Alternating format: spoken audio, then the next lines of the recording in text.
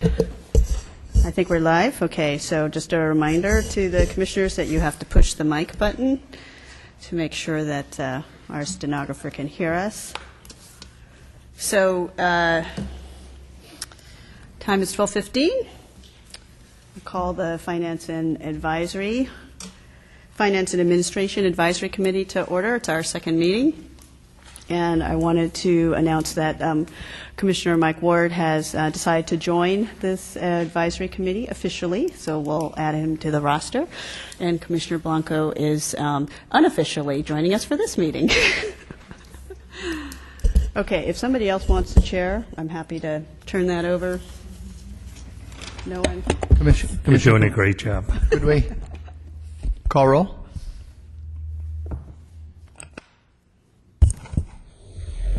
Commissioner Dye? Here. Commissioner Galambos-Malloy? Here. Commissioner Yao? Here. And Commissioner Ward? Here.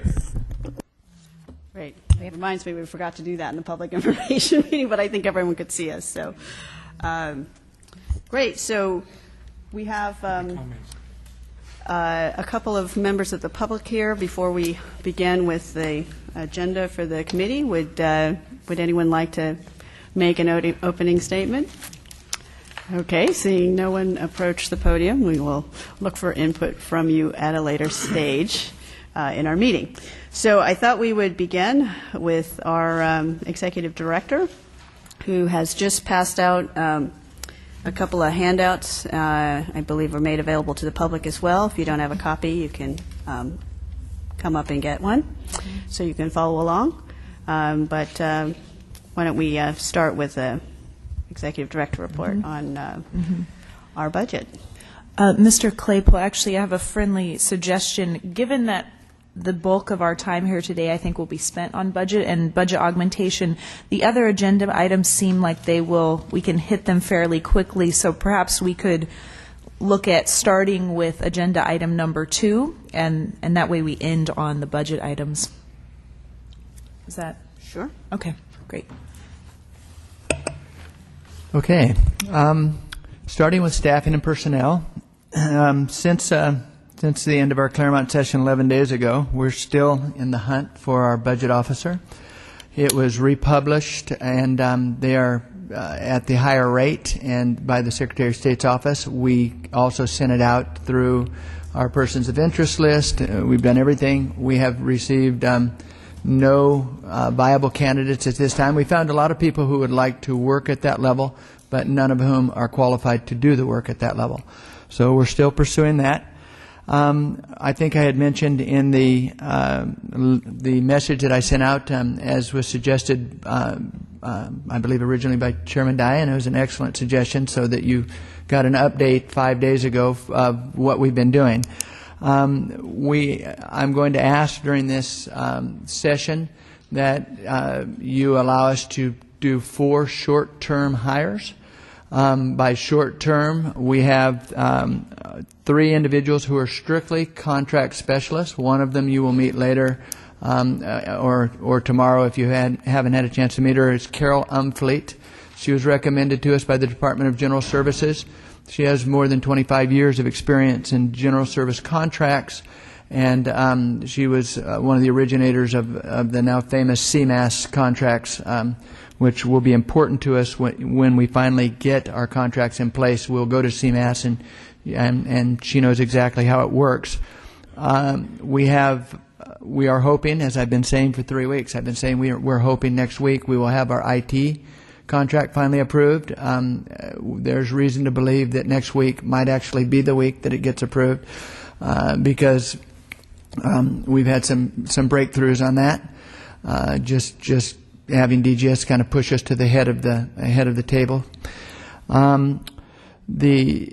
I should say on the other staffing, I should mention besides Carol Umfleet, we have a gentleman, Oral Washington, who has been working with us in the past week. He retired in 1997, but he was responsible for all facilities and procurement on a statewide basis for Department of General Services, and he's working to develop guides for procurement for us and to work through our procurement issues. And we also, starting today, have William Rich and he has a background in procurement, software and data security, and small business development with DGS, and that's what he's going to be doing for us.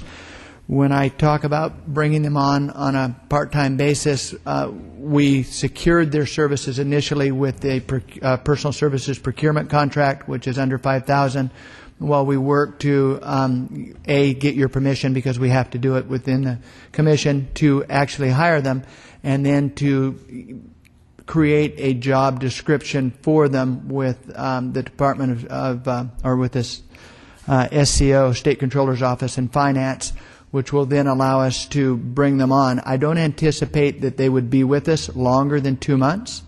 We just need them to help us get all these contracts through, because, as I said in my letter, we've pretty much given up on trying to get delegated authority.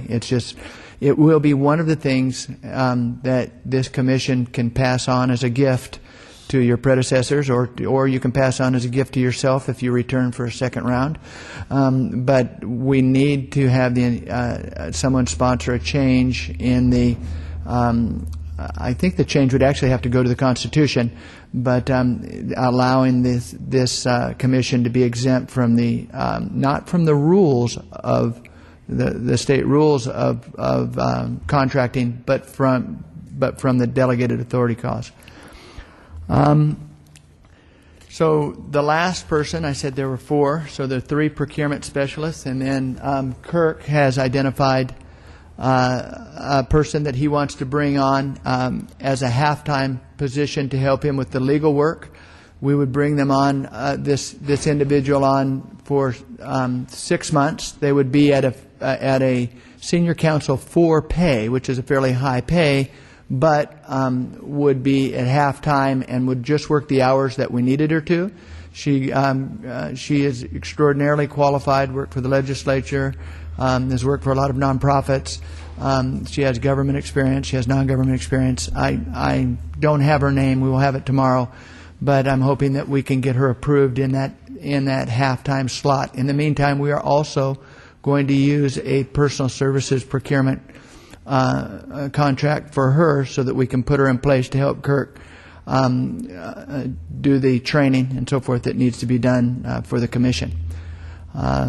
The other issue, as far as, well, I guess we are clear down into management of personnel and equipment contracts, aren't we?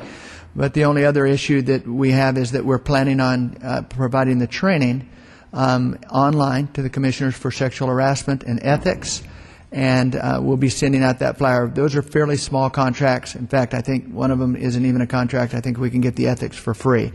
But we will be sending that out at the before you leave, before the session is over.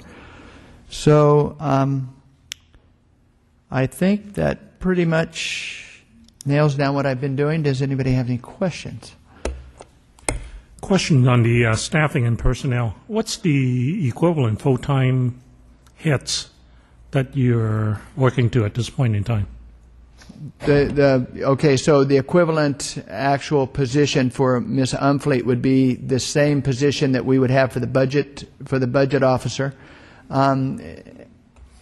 No, the question is, how many equivalent full-time heads will be working for the CRC? Well, really only two equivalent, because or maybe not even 2, maybe 1.5 equivalent positions, because we have one person at halftime for half the year, so that's a quarter PY, and then we have 3 people working for 2 months, so that's a half. So we're really only looking at 3/4 of a personnel year, but they're spread across 4 or 3 different job classifications. So one of the questions I have is, do we still need a budget officer, or are we filling in a short-term gap until we get a budget officer? No, we need a budget officer. Trust me, we need a budget officer desperately, and we've desperately been looking for one. But it's just the process is what the process is. So, but you will need. you will need as a commission a budget officer to probably carry on for some period after you make your map selection, because that person is going to have to put into place the different budgets for the 3-year fiscal period after 2012. So yeah, we need them. We need that person. Mr. Claypool, have you looked into the option of loaning staff from budget officers that are already serving the state? And I was asked on the last one to look into that. We're just in a period of time in state government where no one has anybody left to loan. Yeah, they're not. They would be. There are no shortage of state agencies who might loan us somebody if we wanted to pick up the full costs for them. But it could be most of them are going to want us to pick it up for possibly a year or longer. There was nobody at the department or at the Bureau of State Audits. They're in a hiring mode. They're not in a loaning mode. So it's a difficult time right now to look to other agencies to give us staff. First of all, there are no agencies that will give us staff and pay for them, as had originally been thought. And there might be some agencies that would loan us staff if we paid for them, but the contract might not be appealing to us as a commission, and be quite honest, the individual might not be the right qualified person for us. I still believe that the person we find will be a retired annuitant. Mm-hmm. So let me follow up on that question. How do you believe that we need a full-time budget officer? Because what you're saying about the loaning, I'm wondering, might there be a configuration where we pick up the costs for half-time, say, from a budget officer that's currently serving somewhere else, if that would be enough to meet our needs? That's an intriguing question, and that's one that I hadn't really gone out and looked for someone in that capacity. I kept thinking that we would find someone like Ms. Umfleet who was willing to work for far less than she had been working before, just to come in and do some quick work for us. But we can certainly investigate that possibility, see if there's an agency or an agency list that might have somebody that they were willing to share with us. Yeah, I think we should be working on multiple tracks given the tight timeline we're on. So if you could look into that for our next meeting, that would be appreciated. Okay. So can you just go through again, because there were two different phrases, short-time hires and part-time hires. So which are the short-time? They're all. Which are the part-time? They're all short-time and they're all part-time. And I shouldn't have used the terms interchangeably. They would all be hired for. They all know that they're hired for very specific tasks. The person that we're thinking about for Kirk would be hired for approximately 6 months at half-time. The other individuals are for 2 months at full-time. So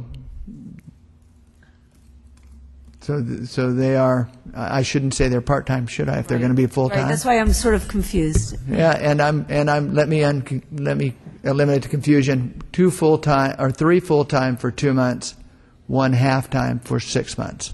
And that would be which person? The latter would be the legal person that would work with Kirk. Kirk, do you have that name available? Marion Johnson.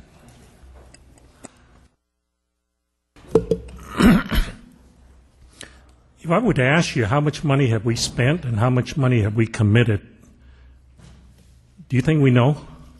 I can. There was an agenda item on burn rate, and I can tell you that you have, and the public has a document as well. Now, let's don't go into that at this point. And I'm concerned. I don't have a feel as to how much money we have spent, and I don't have a feel as to how much money we have committed. And other than compilation of a number of estimates, what I'm thinking at this point is we got to stay on top of our at least expenditure, even though we don't have quote unquote officers to manage the budget, to manage the expenditure. But at the minimum, I think we need somebody immediately, if not yesterday, to stay on top of what we have spent and what we have committed. If I could direct you to this document All right. that I handed out, it came from DGS as of February 22nd. It reflects that we have contracts in place for and encumbrances for $81,212, reducing the $2,500,000 to $2,343,611 as of that date. Now, that date does not reflect all of your travel, all of your payments, and all of the rest of it that comes with moving this commission around, nor does it reflect staff salaries through this last month. But what I would be able to tell you is I do not believe that figure could go beyond 100,000 to 150, which means that I'm confident that you have remaining 2,200,000.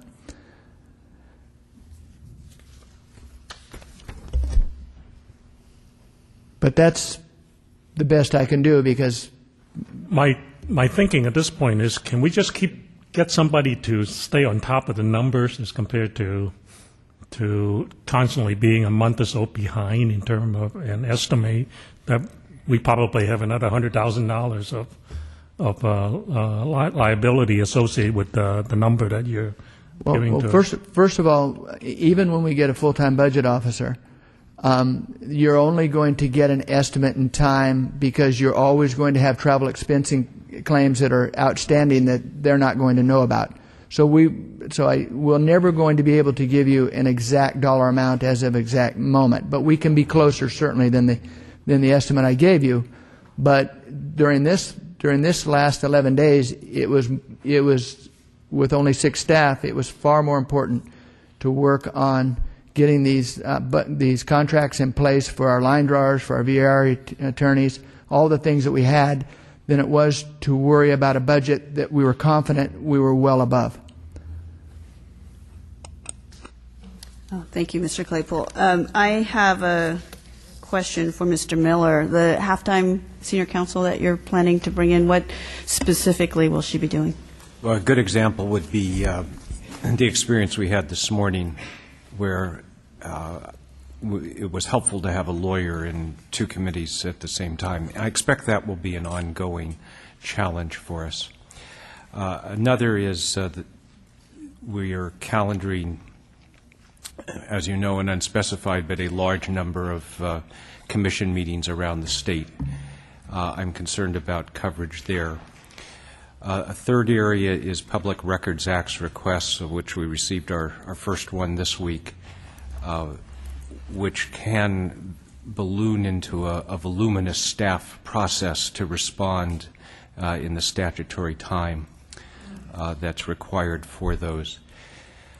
Secondly, along with that is, I believe strongly, as I think I expressed in the interview and have here, that the legal process is greatly enhanced when one can discuss an issue with another individual. I've never found that didn't improve the outcome for what in this case are very sensitive decisions in a very public forum.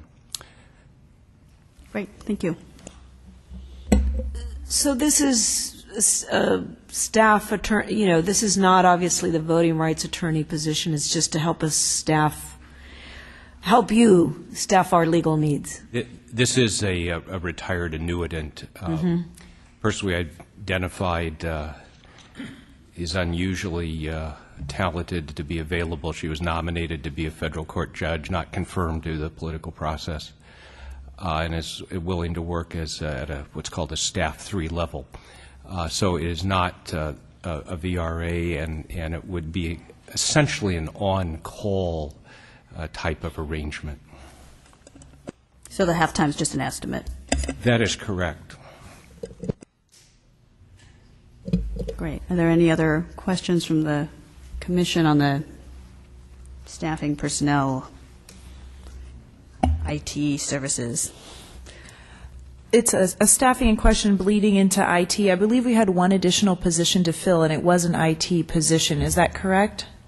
We actually did away with that position in favor of trying to put somebody in place, or a series of contracts in place for a web designer that would be a one-time cost, a webmaster that would be a 3/4 position and on call, and then a half-time person that would do our desktop support, including our BlackBerries. And it was considered a more cost-effective way to go because we ended up eliminating the PERS expenses and the expenses that go along with the state employee. Thank you.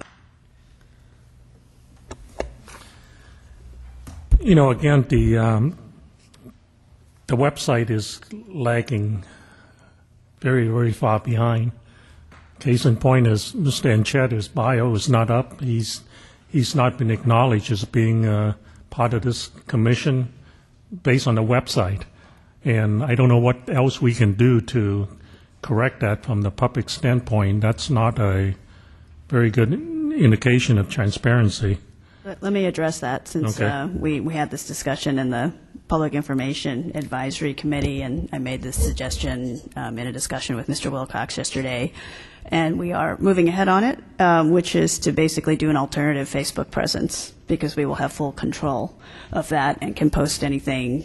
I will not have to be, in queue for the Secretary of State to put things up. So that's what we're doing. So basically, it's no longer a staffing issue associated with the IT, right? Is that what you're saying? Correct. Okay. We'll wait until the subject comes up. There is one other important thing to note. Common Cause has also given us a way to instantly post the things that we need to. So we have that going up as well. So can you clarify for me, Mr. Claypool, when we will have this web capacity in place in terms of our website, the CRC website? I can clarify it as close as I can tell you that we have been given promising assurance that next week the Department of General Services will okay our contracts. As soon as they okay our contracts, we can go on to CMAS, which is just a giant list of people who have qualified for contracts with the state, and we can select our web designer. We can select a web designer, a webmaster, and desktop support from those individuals who are on that list. And that's why I said it may not be the web designer we want, but if they're not on CMAS, we're not going to be able to take them because we don't have time to cut a different contract with them. But that's our fastest route to winning over our own website and then taking care of it and doing the things that Commissioner Yao has asked for.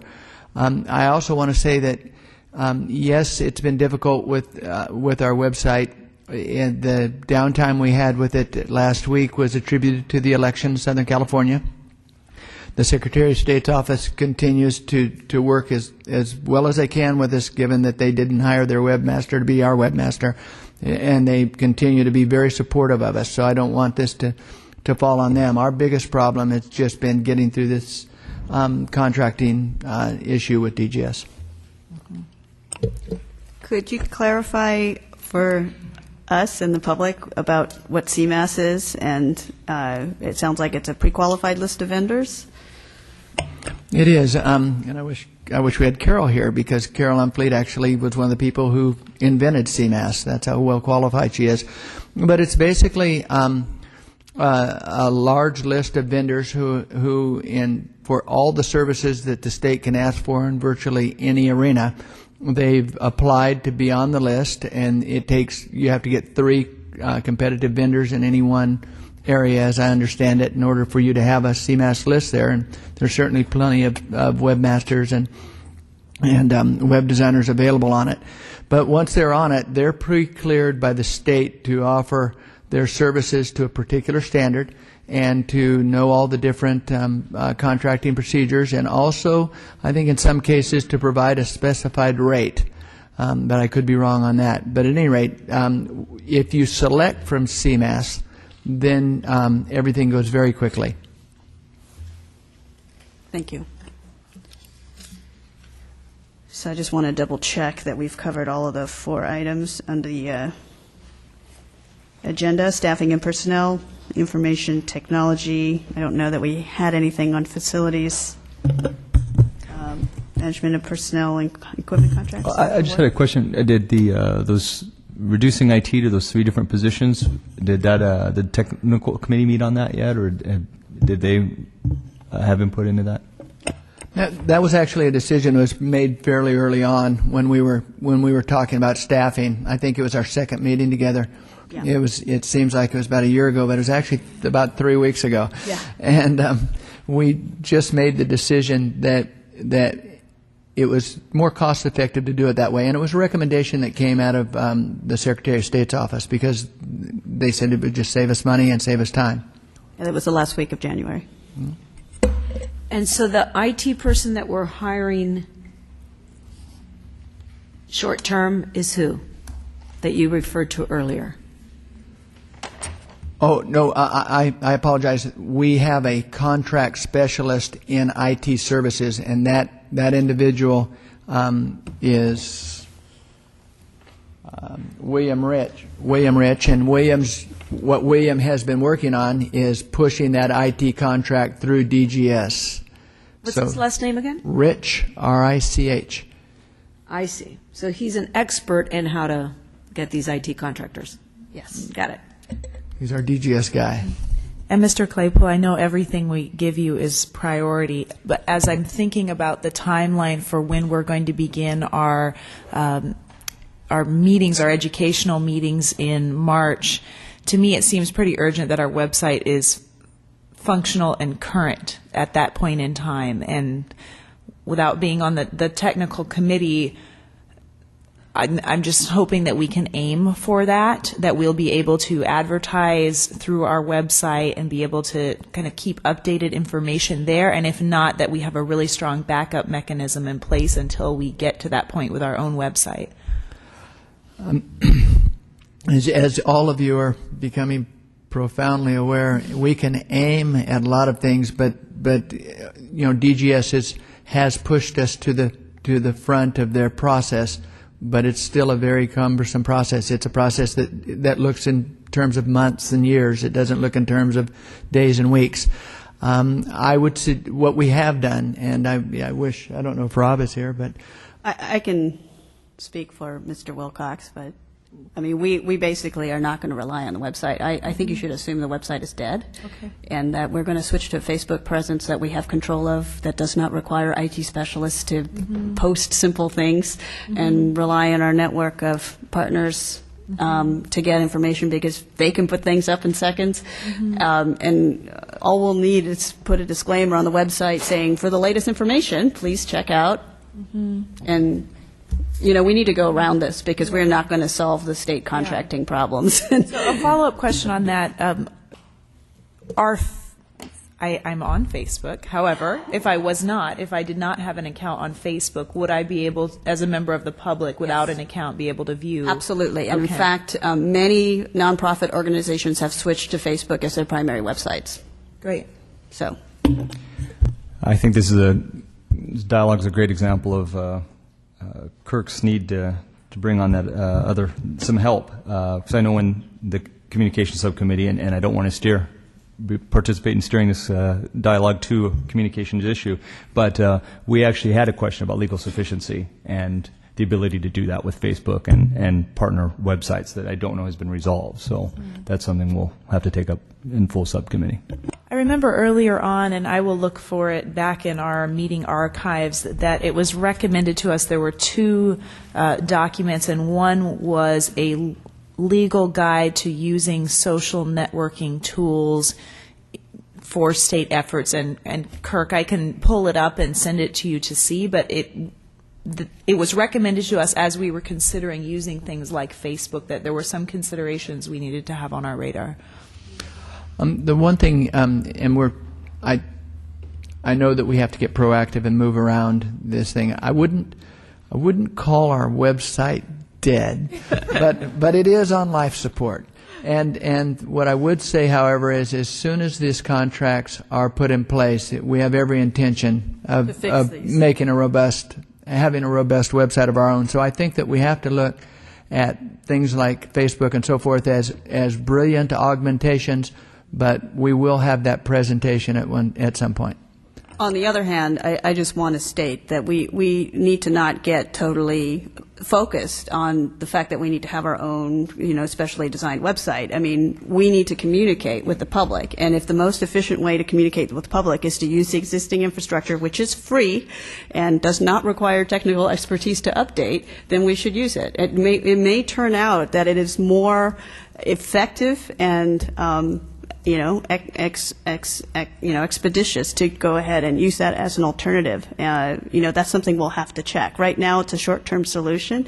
It may actually end up being a better long-term solution. Like I said, there are many organizations that have stopped hosting their own websites and have gone strictly to a Facebook presence because it's so easy to change the content, and it's all maintained by somebody else, and there's no fees involved in it. So I'm not advocating that specifically. I think we need to try it out and see how it works. But the fact that it is available to people who are not on Facebook, I think makes it a very reasonable solution.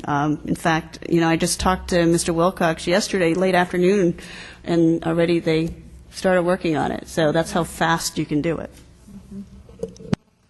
So this is a recommendation by the Communication Advisory Group to the full commission for consideration tomorrow? I don't think it needs to be considered. I mean, Mr. Wilcox is already implementing it. I mean, the point is we need to, and we have basic information that's not getting out, like our 14th commissioner. I mean, really basic information is not getting out. It's just completely inaccurate on the existing website. So we need to fix that. If I can continue. Last time this advisory committee met, we brought up a number of issues like getting software for PCs and so on. Could you comment on the status of that? Well, we actually had one of our contracts go through, so we actually have procured basic office supplies. We do not have, however, IT. We supplement it with Open Office and other types of freeware, and we've had to because IT, no matter what level you buy it at in the state, has to run through DGS, and that's the contract we're hoping to free up with Mr. Rich's help. And what happened to the memo that Chair Malloy wrote to the governor? Any feedback on that? Well, we have no feedback from the governor's letter. We do know from the Secretary of State's office that we are exempt from the executive order on the freeze because we don't report to the governor. That was her statement, Dora Mejia's, and she's about 99% right. So I'm going to go with that one. Having said that, the freeze is problematic in some regards because we have to go to an extra step of showing that we are exempt from the freeze, and that we are a legitimate commission, and so it adds another step to the process. That's why we went ahead and used the personal services, the procurement contracts, to bring people on board so that we could get them working while we resolve those issues.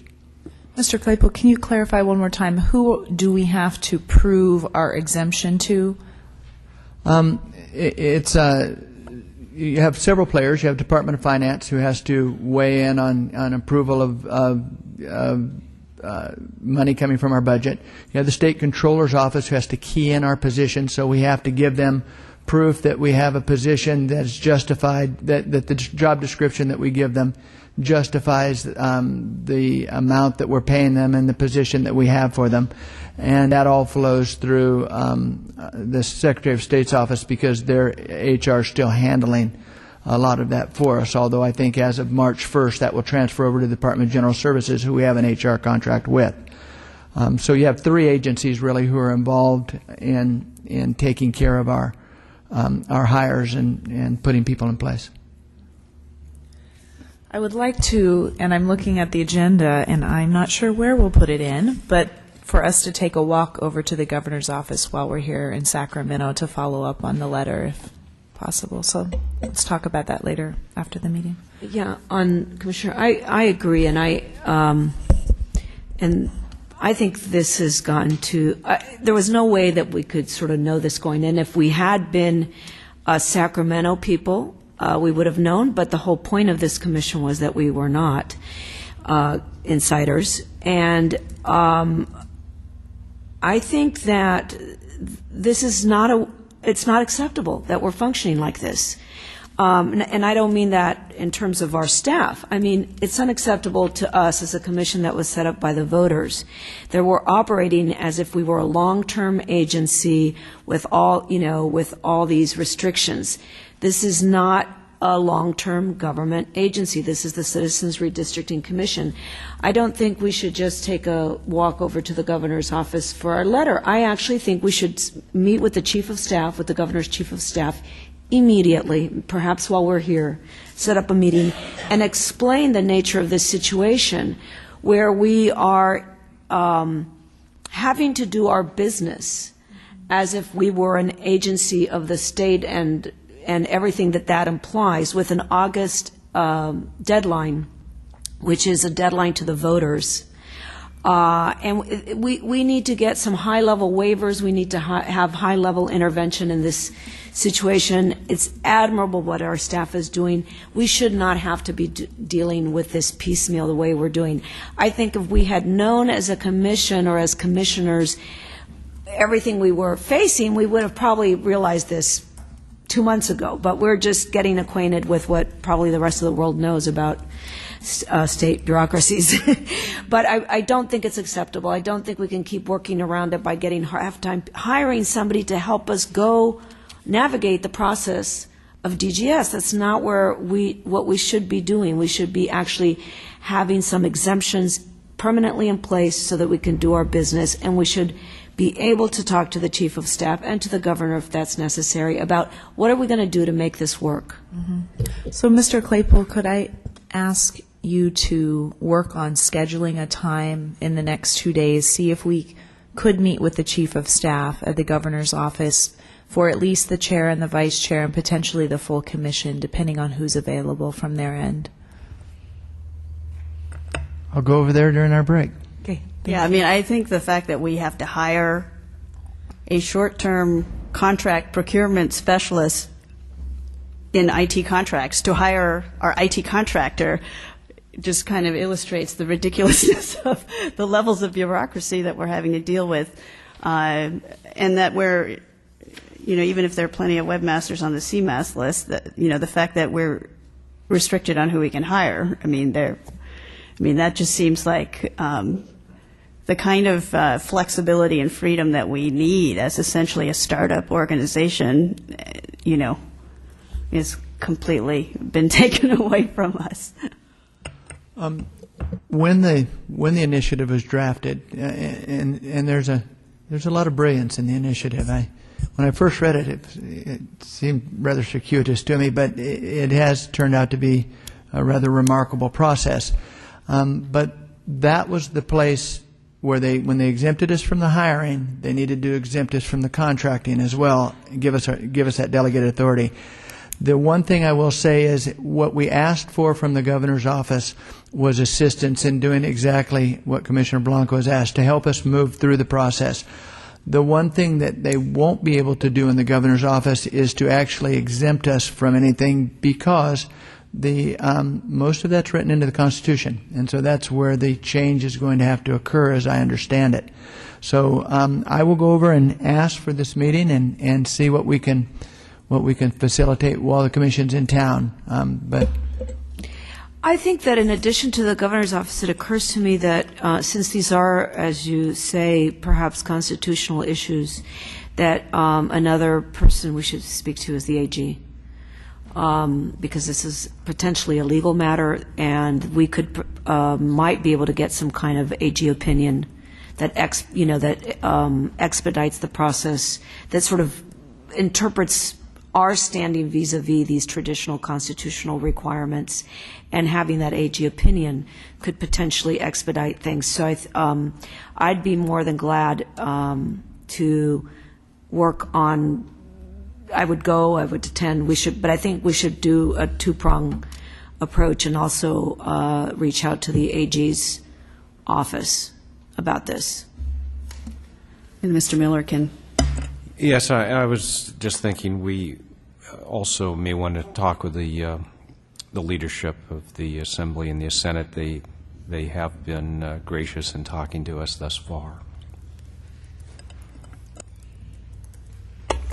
Just a reminder, we do actually have through Sunday blocked for commission business, and so more than happy to rearrange the agenda if we need to spend a part of a day or all day doing these business meetings with the various players here in Sacramento. We could always bump some of our other business over into Sunday. I think the first thing is to see what's possible, and then we can work on that agenda. Yeah, I mean, I think our challenge as a commission is so many of our tasks here, we have to do everything in parallel, and we need to have multiple, prongs, because we can't afford for just to have things fail serially. Okay, great. So I think we have a couple of good suggestions that Mr. Claypool will follow up on and see what we can try to do while we're in town. Unless there are any other questions on any of the last 4 agenda items, I'd like to move to the primary one, which is discussion of the proposed budget. Mr. Claypool, did you have anything else on facilities? No, that's actually the one thing that we've wrapped up. So we're pretty set on that, and that was provided for us by the governor, and that's required for the governor to provide to us in the initiative. Thank you. Great. Okay. So before we leave the subject of facility, is it our plan then, between now and the end of our work in August, to continue the meeting in Sacramento and continue to basically meet right here in these rooms?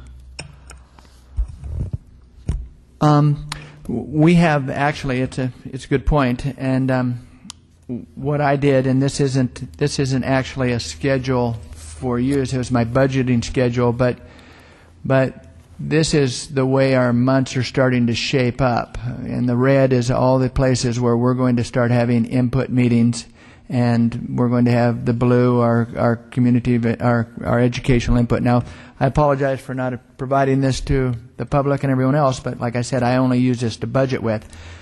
When you start looking at our schedule coming up, we're looking at 39 meetings besides our regular business meetings.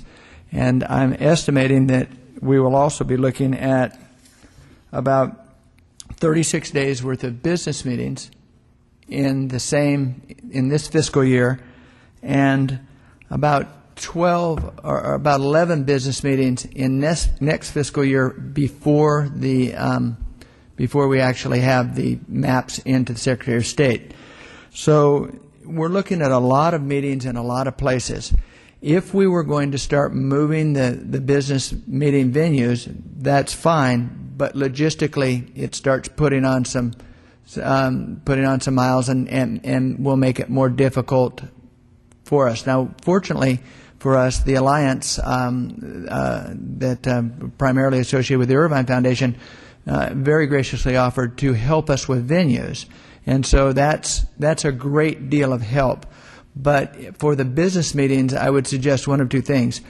Either have them in Sacramento, where the leadership has also graciously offered us this, which is wonderful, or if someone had another venue similar to Claremont, where someone was willing to just step up and set it up for us, that would work too. But in the absence of that, and I know that Commissioner Columbus-Malloy was looking into a venue over in Oakland. And so that's the only thing. If we're going to make that move, it has to be something that requires very little planning, because you're going to be on the road as a commission a lot. And there's also discussion about those 30 input meetings.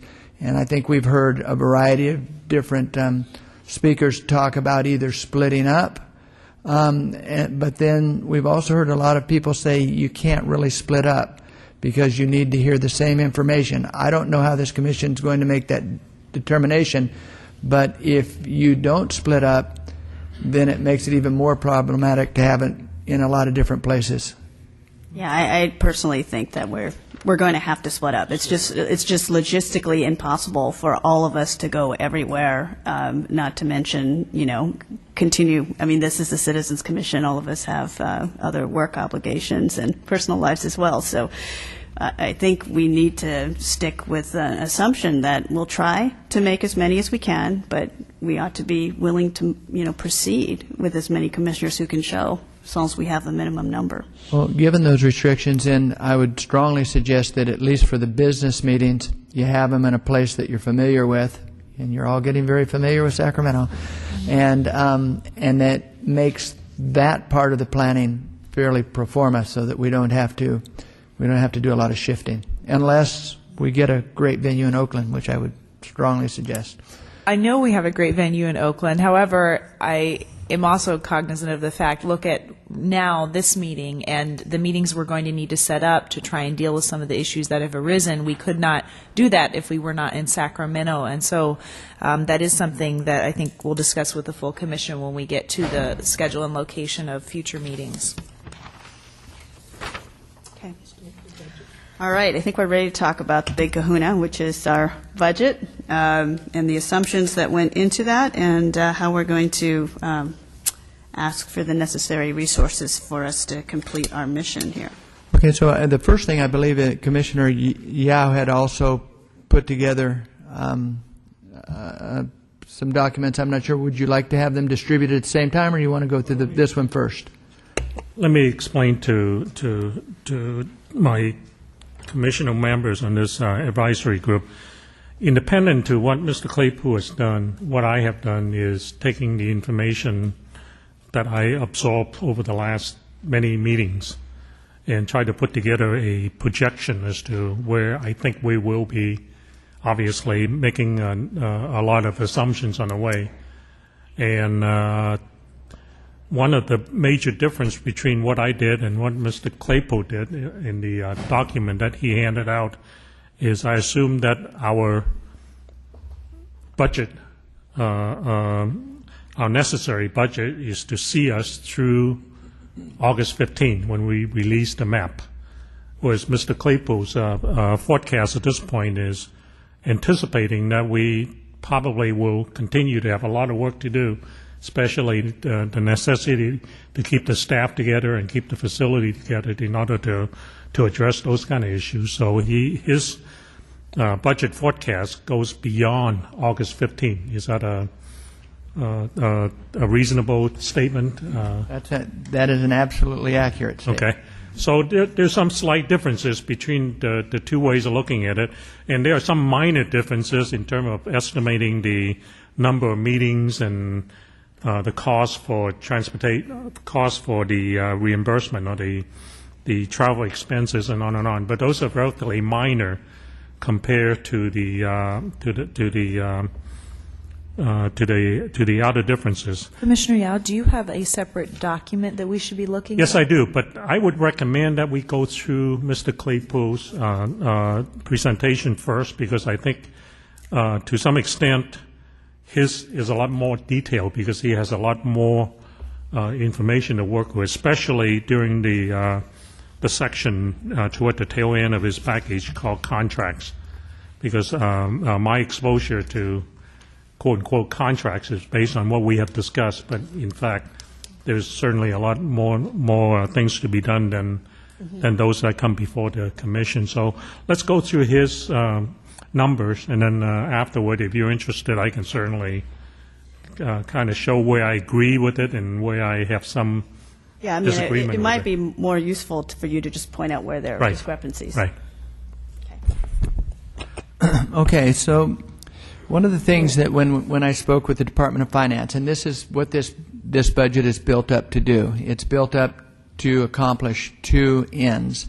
The first one is to go out, I had hoped tomorrow, with a letter to the Department of Finance asking them to release the $1 million that is in the current year's budget, and that requires that we give them justification, and this is going to be the basis of my justification for what we need. And then after that, they have allowed us to have considerable leeway. leeway that's given to us because of our special mission and because they recognize that we have a very short time frame to come back with a finance letter after this that would ask for additional money. Now, the need to get the letter into the Department of Finance this week is because there's a 30-day clock that has to run before they will release the $1 million. That's not, as long as they accept our rationale for needing the money, that's not really an issue because we have enough money, as I'll show at the bottom, as we start parsing it out to get through the fiscal year. And that money would certainly come in before that $1 million. Having said that, or with that $1 million, I should say, we have enough to get through the fiscal year. After that, we will need the augmentation in order to get through the time after June 30th. So if we follow the first two lines, or the first line, there's only one thing in fiscal year 2009-10, and that was the initial transfer of the $500,000 to cover the Bureau of State Audit's expenses. Now, I can tell you that $500,000 didn't cover their expenses, and they ended up absorbing a substantial amount of the cost of selecting you. It will be important to gather that cost at some point to give everyone an idea of the true cost of doing this, and we will do that. But that's the $500. Now, when you slip over into 2010-11, we had just the $1,140 initial transfer of moving costs that were associated with transferring things over from the Bureau to the Secretary of State's office. And we have the $81,212 that I pointed out in the encumbrances as far as the February 22nd document that we handed out to everyone. So that's where that number comes from. So our subtotal with the Secretary of State and the Bureau of State Audits at this point are reflected in that $582,000 number. Now we start dropping down. I told you that we had been given rent. We had been given rent or space by the governor's office, and this expense amount reflects the cost of the rent of our space. I think that in reflections, I was sitting here, I put this in because I wasn't entirely certain from the conversation that we had with building management that we weren't being charged for that amount. If we are being charged for that amount, then we need it in our budget. If we aren't, then we will be able to eliminate $180,000 across the next year and a half. So yeah, because originally I thought you said we were getting our facilities rent-free, but it sounds like we're not sure. Well, and this came out of a document as I was gathering everything together and asking for people. I got a document from Raul saying that the rent on our facility was $10,000. I don't know if that meant $10,000 a month. I don't know if that meant that was an estimate of what it would cost us or not. I just didn't have time to pin that number down, so I put it in just in case. So that's the first number that's a soft number. Okay. The telephone is the two telephone expenses are just estimates on the cost of all commission and stuff. And I'll just be honest with you. I just asked what seems reasonable to one of our staffers, and they said this looks like a reasonable amount. Again, a soft number, but we know we're going to have that expense. Office supplies. Same thing. The 13.5, by the way, reflects office supplies all the way through the fiscal year 11-12. So, and I think it's a fairly reasonable number. Dropping down into salary costs. Mr. Claypool, go ahead. Go on. I noticed that you were pretty good about calling out some assumptions for the other ones. Mm-hmm. So even though it's a soft number, it would be helpful, for example, this is telephone lines at, $50 a month times and staff, just so we know kind of, it might in fact be a totally reasonable number. We just want to know how you derived it. So if you could just call out your assumption. Oh, okay. For the future. Well, on the telephones, to be quite honest with you, I just looked at the number of staff we have, and I just estimated. I said so it sounds about reasonable. And, sure. whatever, okay. just so we kind of know how the number was derived, and it turns out it's something else, and it's very easy to change later. Right. And does this amount under telephones, does that include the cellular phones, the BlackBerries? No, that's actually a different cost. When we start looking about this is the Hardline cost. hardline costs, and also I believe those are our data costs as well. So I could put telephone and data, but Yeah, just because, particularly when we were putting pro forma budgets together, Right. it's helpful just to have another sheet that has whatever we're multiplying, so we right. can change this. And again, I was more concerned with finance, but I should be concerned with my commissioners. So, staff salary costs, these are pretty hard numbers. These aren't pretty hard numbers, these are hard numbers. This is times 1.4 for benefits, and that the reason we use 1.4 up from 1.3 is because this number also includes holidays and leave and sick leave balances and vacation balances. And it's just a kind of a fast and dirty way to make that calculation. You'll see for my costs and the chief counsel's costs, those are at the salaries that you hired us at, plus the benefit package. The leave balance carried forward. Fortunately for the commission, you only purchased the leave balances of Kirk and myself. No one else really brought a leave balance with them because of the way we hired them. So that's part of what you purchased. Can you explain that to us who don't understand what that means? Oh, yes, I can. So I came over with 260 hours of leave. Kirk came over with about 400 hours of leave. And so when we come over, you assume the liability for our leave balances. Got it. Okay. So the communications director, those are numbers. I'm estimating that you would maintain a communications director probably through the end of the year, because there are going to be things that we're going to do after this is over, and some of them are going to be making recommendations for changes to the initiative. Many of it will be archiving all of our data and all the things that we did. State auditor has already been asking us if we will come over and attend an archive session to make sure that all of this is captured. So there's going to be a lot of work after August that has to be done. Budget officer, again, estimating through the first of the year to put the upcoming budgets together and if you make a decision, and this is something probably a good time to talk about this. This commission is going to have to decide what it wants, what kind of representation it wants through the years. You are commissioners for 10 years. And so, and there are things that you don't need a full staff for, certainly not the staff you've got now, but there will be things that staff will be able to do for you if you choose to be a more active commission. And by a more active commission, I'm talking about making the changes to the Constitution, to the regulations that will make it easier the next time, gathering data as to the success of your endeavor, and so forth, and how many different districts we see change hands, and so on and so forth. There are a lot of things that you may want to do. If you want to do, you're going to have to carry some staff. You're not going to have to carry all staff. And then there is the possibility of litigation. And so you're going to have to carry staff through that. So I'm assuming these numbers right now that you wouldn't necessarily need to keep a budget officer after the first of the year. We could go ahead and either have an executive director take that load or something, because we won't be dealing with all the other things. We'll just be dealing with the litigation. But you need, as a commission, to start thinking about how you want to head with that as we go on.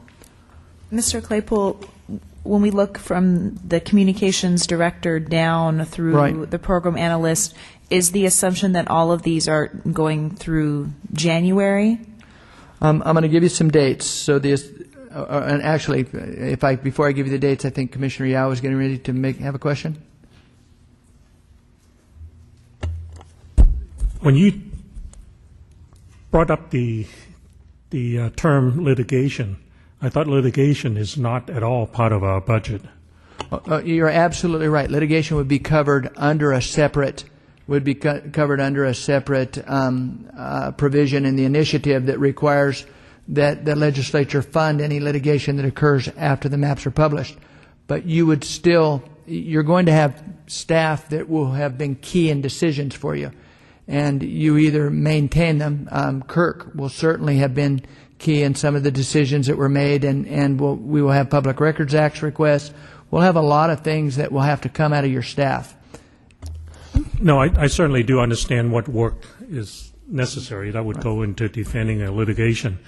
But I think maybe this commission needs to decide as to how we want to forecast our budget, as to whether obviously the state would have to defend itself, and that would include paying our costs, staff costs, and everything else. Should we include that as part of our current operating budget? Or should we kind of make an assumption and then saying that, all right, if they want our help in defending the state's decision, then they pay for it.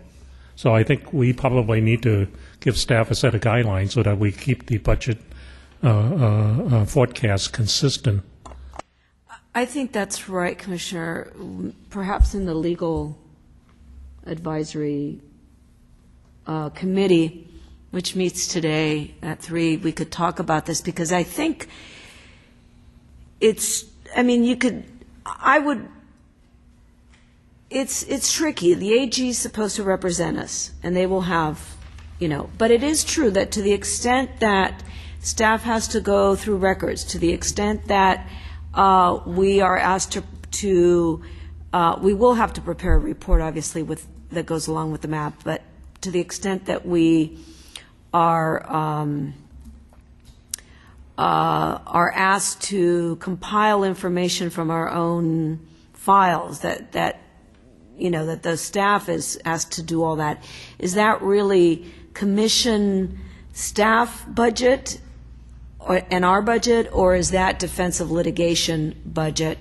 And I would argue that that's anything associated with the defense of the litigation is no longer our business of drawing maps or of making recommendations as to changes in the legislation for the next round. That really all relates to litigation. We wouldn't be doing it but for litigation. So I think that's a really good point, that there may be reasons we want to keep minimal staffing that's not related to litigation, and we should identify those and have those in a budget. But I think that you're correct, that everything else is really the result of somebody suing, and that's why we will be having to do whatever it is that we have to do. The only caveat I would make on this is, if you've seen the transition and what it's taken to get this commission up and running. If there's any discussion whatsoever between who's going to pick up the costs, all your staff will move on to new jobs because they need to be employed. And then you have to start trying to recreate them, trying to borrow them back. I'm only scheduling these, or running the schedule through this fiscal year, because we will have a very good idea of what we're handling, and then we can start working a budget for 12-13. That's all. I would just say we need to keep staff in place until you know.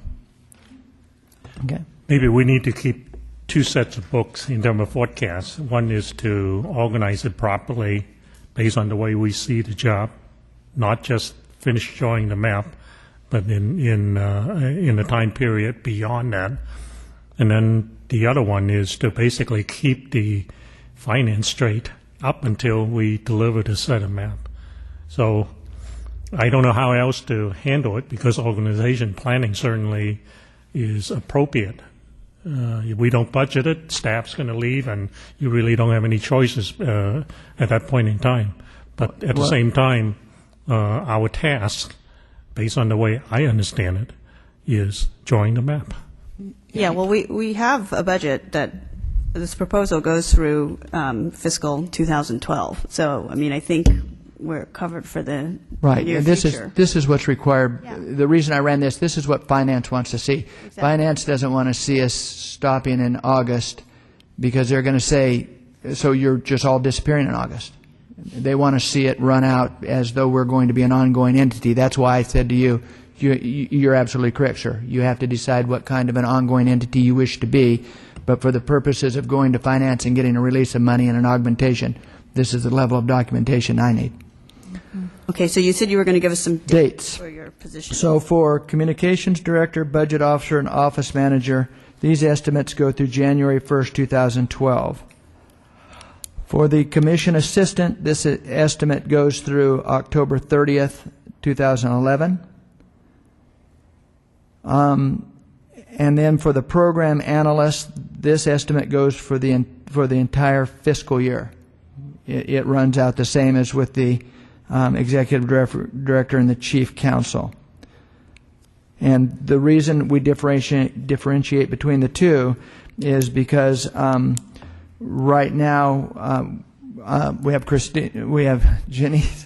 Janice who's working with the Commission, and that's her primary function. She has only about 150 other functions when she's not working with the Commission, but they're primarily things that we would see ending after we archived everything and did the work. The other person that we have working, Christina, and I don't know if it would necessarily be Christina or someone like her, would be maintaining at that point, I would think, our website, the one that we're finally going to get, and our Facebook and so forth. And so that's the differentiation between the two positions. So the estimates on overtime are just based on the months that we're working and at about a 10% rate. So you can put that in, and for the two of them, and I think that those estimates are actually a little bit low. And I would tell you that all your staff has been working every day, and so, but they'll spread out a little bit as we get into the meetings and go on. So you see your balances, your subtotals, and those are your salary costs for staff. Below that, you see the contract, the retired annuitants, the amount that we anticipate. And so going back to, they are full-time, Commissioner Blanco, and that's their full-time for 2 months for the 1, 2, and 3, and those are our contract specialists. And then the legal retired annuitant, and I had actually based this on Staff Counsel 4 rate at halftime for 6 months. I know that Kirk had mentioned at a 3 level, but I think that the individual had actually been working as a 4. That's correct. It would be preferable in that it's a very senior person, and that's the rate at which she has been working. Can you tell me again, what is her name? Marion Johnson. Miriam Johnson? Yes. Okay, not Johnston. It may be. Let me. I'm just wondering if it's Marion Johnston. Yes, there is a T in her name. Okay. Do you know her? Mm-hmm. Yeah. She's very, very good. Well, that's what Kurt She's said. probably listening in, so you be careful with your comments. Okay. So we're going to see these people again, and we're going to see their names under the procurement contracts when we get in the contract section. If we hire them on before those contracts run out, there will be a savings. If we don't get them, if we run it out and then we bring them on, there will be a savings here. I just can't tell you which place the savings is going to be or how much. And again, I'm working on the theory that the government, if we get approval for our full budget, they're not going to care if we give some of it back. So that's how these numbers were. So these are for the first 3 are full pay, 2 months. For the first one, it's at an SSM 1 level.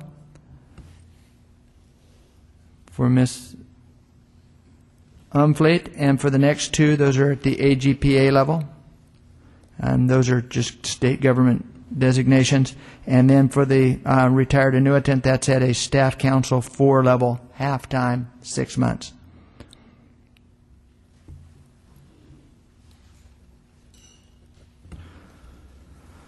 Now we get to commission per diem per day. I calculated this for business meetings. I have to assume all 14 commissioners. I can't run an average. So the first number, the 151,000, is for 36 days worth of commission meetings, including the days we're in right now. The educational outreach is for 3 commissioners at each of the 9 meetings. And then the public input meetings, I have to schedule for 14 for the full 30, even though you may decide not to do that. I don't know where that decision will get made, but we have to have the money in place in case that's the decision that's made. Mr. Claypool? Yes. Wasn't there some discussion at the last meeting that commissioners would not actually be attending the educational outreach meetings? Can you guys refresh my memory on that? My memory was we landed on potentially one commissioner making some introductory remarks, and that there might be some media ways to do that we were still exploring options on that. Right. And I also know that at some point there was a discussion about having one from each party attend, and that's how we got to the 3. So I just said, until we know exactly what we're going to do, we need to have the money in place. Right. I think the assumption was we were not going to attend the educational outreach one. That's something we were going to leave to our consultants to do. So I would actually guess that would be lined out, but you might want to just make a note. We can check with the outreach committee on that.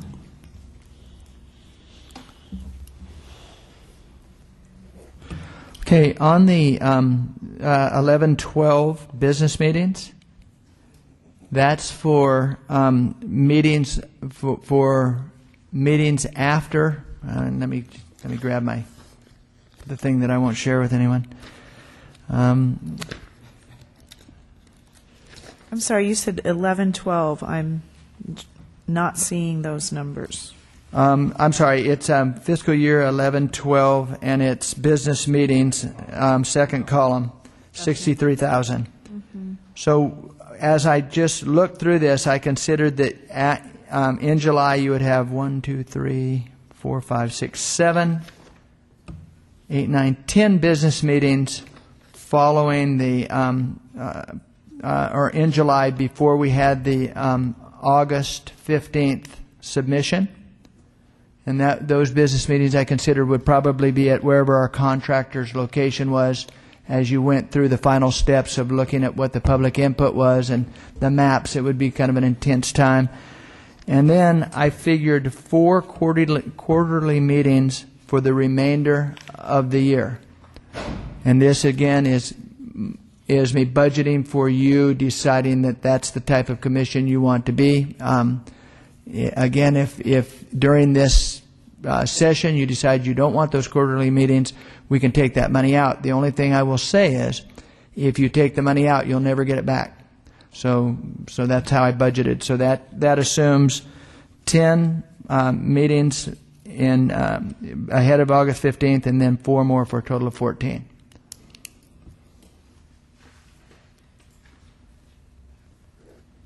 I'm dropping down to the public input meetings. Again, I think as I said, I'm assuming 14 no matter what we do, and that the first number is for 20 meetings in that fiscal year, and the second is for 10 meetings in the following fiscal year. Ready to move on to travel? Yep. Let me just make a comment on that before you move off the topic. When I did my projection, if you just take the number of commissioner times the number of meetings, Mr. Claypool has 714 commission meeting days, okay? And when I did my projection, I came up with close to 1,040. So, again, it's just based on what kind of assumption you want to make in terms of how often we're going to meet. There's close to 30% differences there, so. Yeah, and I guess one other question I would have is, this doesn't include other days that, this is something, maybe it's later in the budget, but I'd asked Mr. Wilcox whether he had included the additional time and travel for commissioners to do media outreach to. So those would not be actual commission meetings, but speaking engagements, meeting with editorial boards, et cetera. I don't see that in here. And you're absolutely right. It isn't in there because I didn't think of that as I was constructing this. Yeah. And partially the reason I didn't think of it is because it's kind of a hard number to get a hold of. It's a hard number to know how many we're going to do and how many. However, this kind of illustrates a very important fact. We have to come to a conclusion. I'll make a note right now to include that, and we have to come to a decision in this meeting because we're going to ask them for money. And yeah, I think we need to include an augmentation to assume, because it's his plan to deploy us widely and broadly in the community and to meet with, he identified 30 different media outlets. So some of it we can do, while we're in commission meetings, so those wouldn't be extra, but I would imagine a number of them would be separate. No, and going back to Commissioner Forbes and his belief that we needed to go out to further places, some of them are going to be a long ways to get to. Exactly. Would you propose to put that in the communication budget, or would you rather see it in just the basic line item? I think it makes more sense to put it in the communication budget. I think so too. Is just have a line item that has commissioner per diems and travel, and then make a reasonable assumption, approximately how many per commissioner, for how many months while we're doing this public awareness building. And I would see if we can grab Mr. Wilcox at some point and get an estimate on that, just so we have a line item for it. We'll add it in. Could I also mention something on the per diem real fast? Just as a, does this take into consideration, I know there's probably other commissioners who have been in similar positions, but we had the discussion about if you do up to 6 hours of work outside, and I think a lot of us have done that, and I know even a couple of the commissioners have done extra traveling. Is that included in here in terms of us requesting our per diems? That's probably where Peter's number is different too. Okay, is that why? Because Peter had some visibility over the first couple of months over what the actual per diem reimbursements were, and there was some variation among. Yeah, let me ask a question before we get down to that kind of detail. Is this the last advisory committee meeting before we submit the budget request? No, I thought that this would actually roll forward to tomorrow when there would be a recommendation as to whether or not to accept this as a budgeting tool to release the $3 million. And then we can augment it because we have to get another letter out by the end of the month. Well, we're very close, aren't we? Yeah, and the first of this next month, we have to get the second letter out for the finance letter to get that forward. So we would have some time, but the numbers have to, if we're going to add into this budget, then there has to be a rationale for it. Right. This is the last advisory committee before, so it'll be I think a full on that commission basis, discussion. if we don't do anything else, we need to basically put the estimates to bed in terms of how many times we're going to meet. Instead of a full 14 commissioners, do we want to factor that to some extent? Yeah. And then all the communication trips that we're anticipating to make, I think we need to put that, because the staffing cost is one of the big drivers. It is. And my suggestion, Mr. Claypool, is to get a good guesstimate from Mr. Wilcox for the commissioner time and travel. And, right. I think we can make some reasonable assumptions that we already made in the Public Information Advisory Committee. That, we're going to deploy people locally whenever we can. But, I'm sure he can give you an average number of what he's envisioning. Well, and I think that we can take care of that this afternoon. That's Absolutely. Not an issue. The one thing that I would suggest, however, and we keep circling back to wanting to make a definitive decision on whether or not how many of the commissioners would travel possibly with the outreach and how many of them would travel to the input meetings. The one thing I would say is, if there is any doubt in your mind that we might go to a 14-member commission just because there's a belief that it should be that way, we should keep these numbers in and then return the money if we don't need it.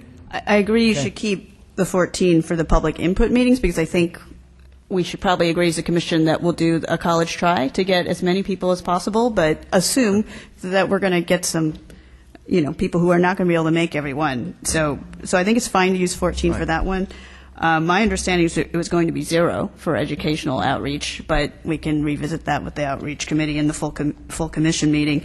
The other thing I would add is just a multiplier. This would be my suggestion, is to take a look at last month's per diem claims, because I believe most of those have been processed now, to see kind of what the overage was beyond the actual commission business meetings. I don't know if it's 50% or 30% or whatever over the actual number of days that we meet for commissioners to prepare and, travel time to the commission meetings. And we have a lot of extra reading that I know people have been doing. So that we just use a multiplier just like you did for the, benefits. So whatever that multiplier is, and you can look a little bit at the track record for the last couple of months. I'll see if I can get access to that. I only say that because DGS is, again, handles our accounting for us, and we Right. don't have a budget officer, so... Because I signed the per diem tickets for the month of January, I had that data, so I factor into my number, which ended up to be higher than What is it, Mr. like Claypool's 50, is number. it like 50% or 30%? So 35, something like that? Without comparing my formula with his formula, let me not try to Well, that... calculate it on the dais, but clearly that's one of the factors that We need to include. that we need to include, because again, on a 2-day meeting, when you add an extra travel day to it, it's a big driver. Yeah. So I would guess it's 50%. That would be my personal guess, that if you take the actual number of commission days, that you'll probably need a multiplier of 50% to add, if you add a travel day for each separate meeting on either side, and then there's prep time. I would guess that that's what it comes out to. Okay.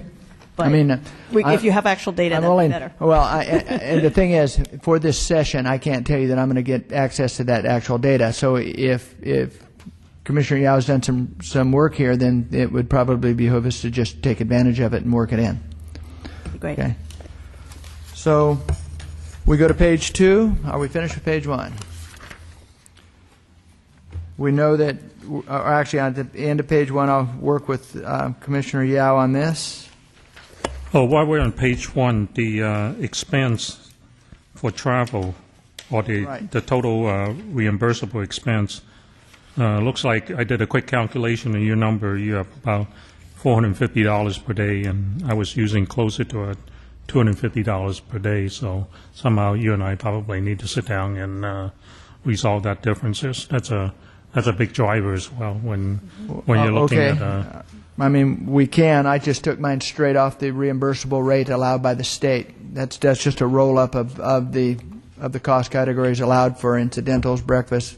Right. For those of us that live close to where we meet, we don't get anything. So, for example, in Claremont, I'm not eligible for any of the expenses, Right. period. So those are the things we need to factor into. But I don't know where everyone's going to be at any given time, so I factor it high.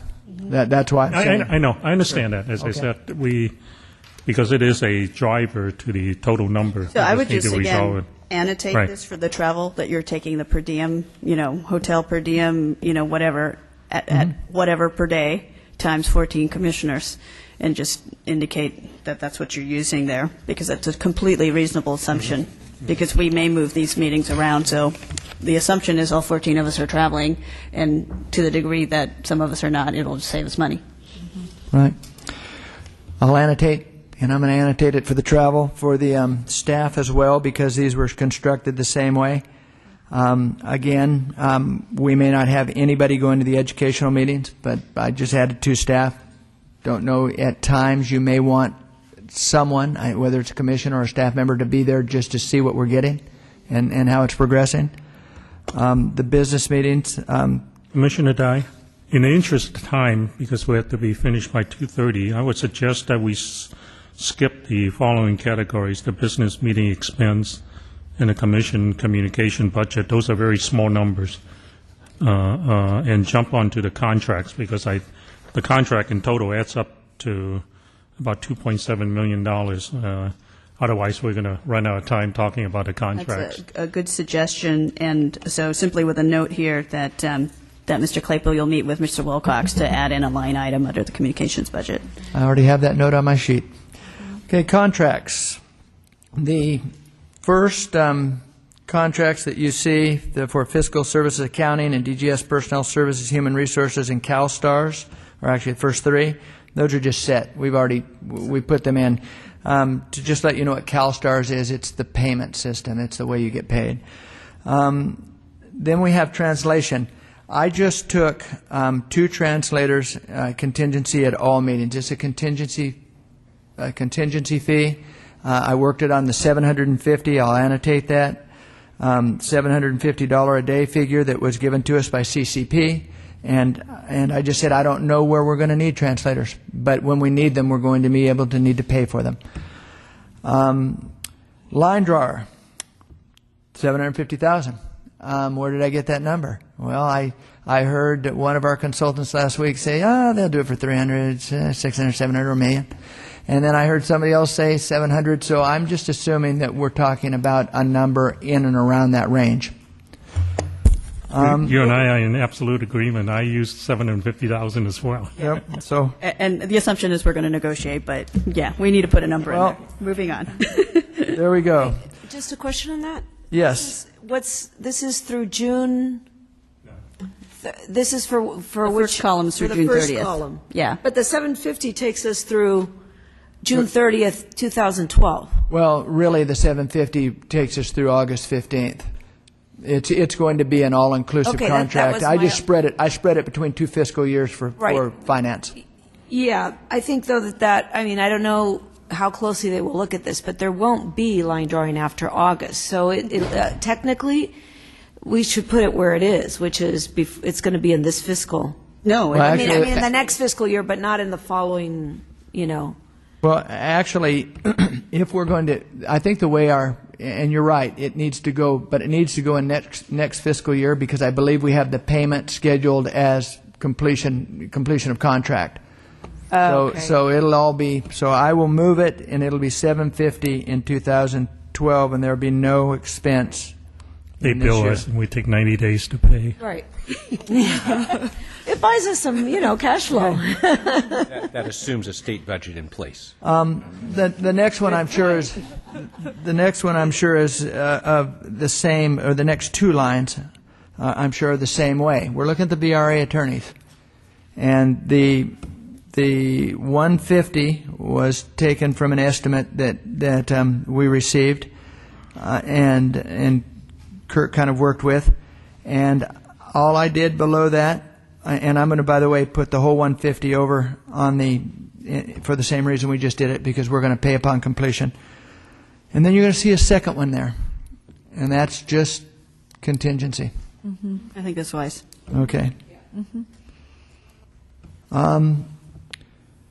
Peer review for line drawing. We had a rather robust discussion, and I actually here have 15% of the line drawing contract, and I had said earlier that I had worked it on 10, but that was incorrect.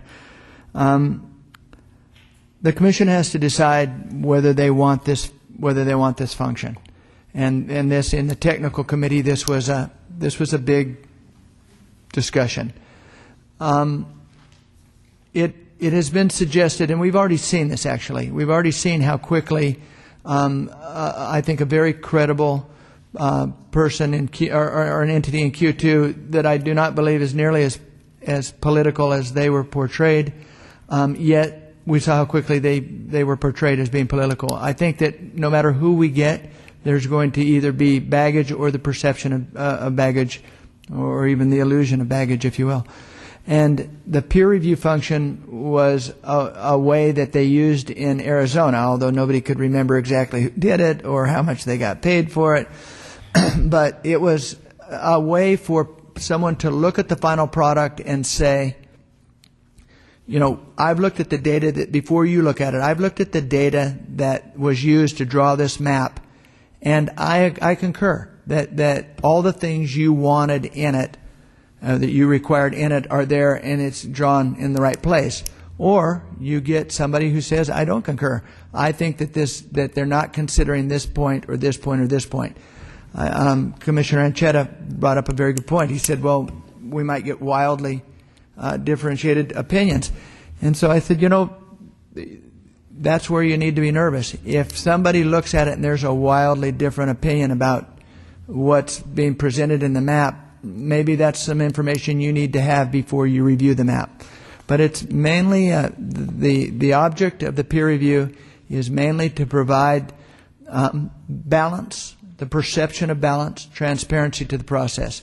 It's going to add a layer to it. It's going to add a cost to it. But I think that we've heard from a lot of people in the public who have said we need to have some confidence that the person who is drawing these maps is impartial, and that this was an idea for trying to get us there. I guess this isn't the place to, I don't know that this is, let's put it in the budget, and then we can have a content discussion about that issue. But we can put it in, but I think that opens up a whole other can of You bet. And I just want to explain why it's here, and I also want to explain why I'll move the entire amount over into the fiscal year, because they'll get paid like everybody else. This is a additional contract, correct? Yes, it would have to be a additional contract, and as it was envisioned, it would be an RFP so that we would get candidates for it, but it can happen at a later date. It doesn't have to happen as rapidly as the line drawers. So we have the line drawing expertise at the outreach meetings. This was for Karan or another provider. This is probably going to come out because I don't believe at this point we have enough time to go to a competitive bid and pay somebody on, or not a non-competitive bid and get this done, nor can we do it through interagency. I am looking into other individuals who may be able to supply a person at the outreach meetings to give a general overview of the technical aspects of line drawing and do it under $5,000, which is our threshold to just be able to write a check for. But what was considered here was somebody at the outreach meeting that would say, now that you're all here, you're probably wondering how these maps get constructed, and this is what happens, and this is the process. It's an educational process, and that's why we had originally envisioned Karan presenting it. But I just don't think it can happen at this point. It'll probably happen under a procurement contract. Commissioner? So we would hire through the process we've been using to find a line drawer to do this at the outreach meetings? When we originally thought we were going with an interagency agreement, the original thought was always that then that person would supply this person for our outreach with CCP to give this overview. When we went into the arena of having a competitive bid, right. Then we talked at the last meeting we okayed going into allowing CCP to subcontract the process with Karan to have it happen. The problem is that there are contracting rules that don't allow that level of subcontracting. So we didn't have that vehicle available to us, and it's too much for us to place under the only quick contract we have, which is up to $4,999. So we're caught in a time crunch here, and so it's going to have to come out. Now, that isn't to say that we won't have a technical expert there to explain line drawing, but it may come from a different contractor who has that expertise. And quite honestly, there are two places that are interested in doing that would be interested in supplying a person, and that might do it for under the cost that we need it to happen at. So, Mr. Claypool, just to clarify, what I'm hearing you saying is not that it's coming out of the budget, but that it will be appearing in a budget in the budget in a different form. Right. It will come out of the budget in this spot, but I've made an amount of contingent funding for these $5,000 procurements that we're using because of our contracting problem, and it would come out of that fund. So there's already a fund there that we could use to augment or to pay for this service if it were below $5,000. And where's that fund reflected in this budget? It's actually right down below when you see personal services contract contingency, 35,000 and 25,000. Thank you.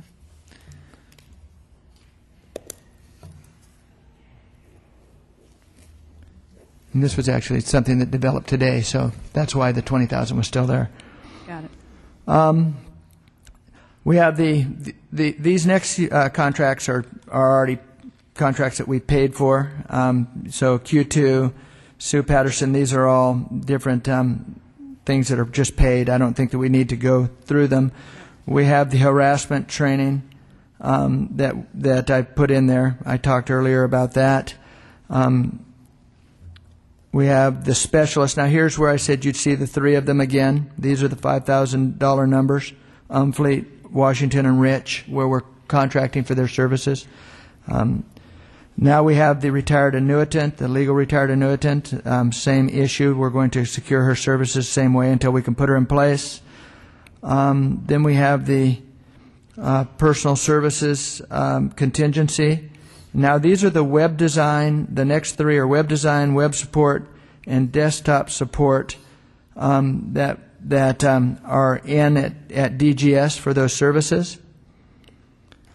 And then we have the telephone costs and the monthly commission costs, which were 1,029 times the months that we have left.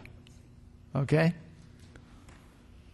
So if you want to annotate that with 1,029 times the remaining months in this year, and then 1,029 times 12, that's how we arrive at those numbers.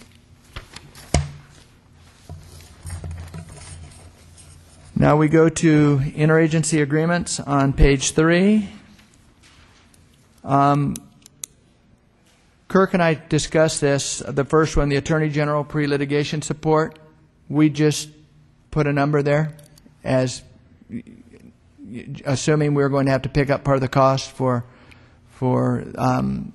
just talking with the Attorney General and getting their opinion. I don't know that will come to us for free. Well, no, they do work on an hourly basis in the same manner as other lawyers. Fortunately, they do work at a substantially reduced rate as compared with private practice lawyers, but they do charge for their time. Mr. Claypool, before we go into the interagency agreements in more detail, right. Commissioner Anchetta had brought this up before, and I'm wondering if we need to put some kind of contingency in here for potential social services, not social services, but that we would need maybe political scientists who could advise us on communities of interest and, information we would need for Voting Rights Act compliance. I don't think we have, I don't know that we can get that for free, and it seems to me we would need some kind of number. I don't know, do we normally go to academics for this kind of work? That's probably the largest pool of people I think you'd be looking at. There are probably some consultants with comparable expertise, but it's probably going to be somebody who's probably a political science or the social science professor would be ideal. So, do you, I'm so glad to remember, Cynthia, Commissioner. The thing is, there's probably not just there are going to be some experts, I think, that be beyond the attorneys and the line drawers that we will need for some of our work. And usually they come in the area of being able to do almost, some of them is statistical. Yes. You have experts that have to do actually what's called voter retrogression analysis to find out if this, in order to decide whether this is a place where there was racially polarized voting, you have to actually work backwards to find out what was the cause for this candidate being defeated. is it more likely than not due to his or her race? And that kind of retrogression analysis is part of what goes into the analysis of racially polarized voting. So you have the expert that actually does like history and et cetera, and then you have the statistician actually that has to do the retrogression analysis. So which is fairly costly. Yeah, I think we need to have. So we are probably talking about. I don't know if we want to put a precise name, but there are going to be other consultants that go there's social into, scientists, political scientists, statisticians. Probably for Voting Rights Act studies. I don't know how we want to call this. I asked the chair to put some element of this on the agenda for tomorrow, but it comes up obviously as a budget question because we're going to have to budget some consultants in here. It's an important set of decisions because we have to decide how much we want this data, how much data we want to feel comfortable, in particular with the Section 2 criteria, simply because I think, as I mentioned before, typically this is data are not generated outside of litigation typically. And because we're in a redistricting context, we're trying to preempt litigation. There's some data out there. There's some statewide data that can be relied upon. There's some history based on previous litigation. But we may not have as much data as we would like. And it's a big question because if you want to get more data and you actually want somebody to do it for you, it's pretty time-consuming and could be pretty expensive. Now, I don't think we necessarily have to act without the data, but to the extent that we are trying to stay within the letter of the law, and there's some, and we'll have a training on this in upcoming meetings, but it's very, we have to be very careful about just looking at race data and just at population numbers. We really need to have some additional data that would lead us, if we're going to say it's a potential Section 2 problem, right, and there's we need that about data. Voting age, population, and right. yeah, a whole bunch there of are a questions. whole set of questions. Right. But we are limited, so I'm asking for Yeah. your expertise So- now, Can- because can we I- are limited on time. Can I just ask a quick question? In your experience, Commissioner, is when they do this type of study for you, is it a one-day process, or is it, okay, so is it something that would be more expensive than, say, $5,000? Yes. Okay. And I'll defer to Commissioner couple Blanco. Because I know she was, and she might be able to get specific figures, because I know she was co-counsel on a VRA case that was filed in the 2000 redistricting cycle, and I know at least there was one. I forget. I know you had Morgan Kauser, who was one of your expert witnesses, and there may have been some others too. And because this is state level, as opposed to typically Section 2 cases involve cities or counties, and we're going to be looking at multiple districts where there might be potential Section 2 violations. It's a lot to have to work with.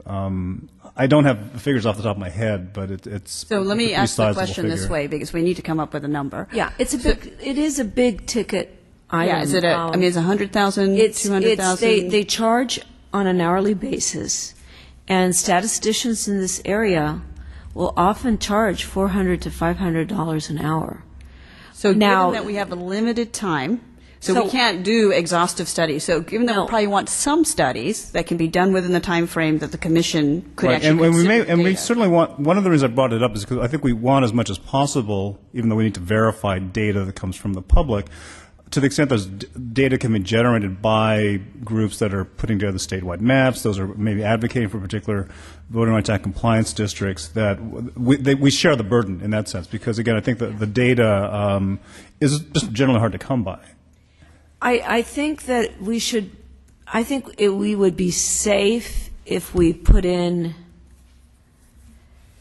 50, I'm serious, 50,000. And then legal committee, as part of its ongoing process, and the whole commission, will have to make these decisions about how much we want to have done for us ahead of time. I don't think we have to have the discussion here, but it is true that in order to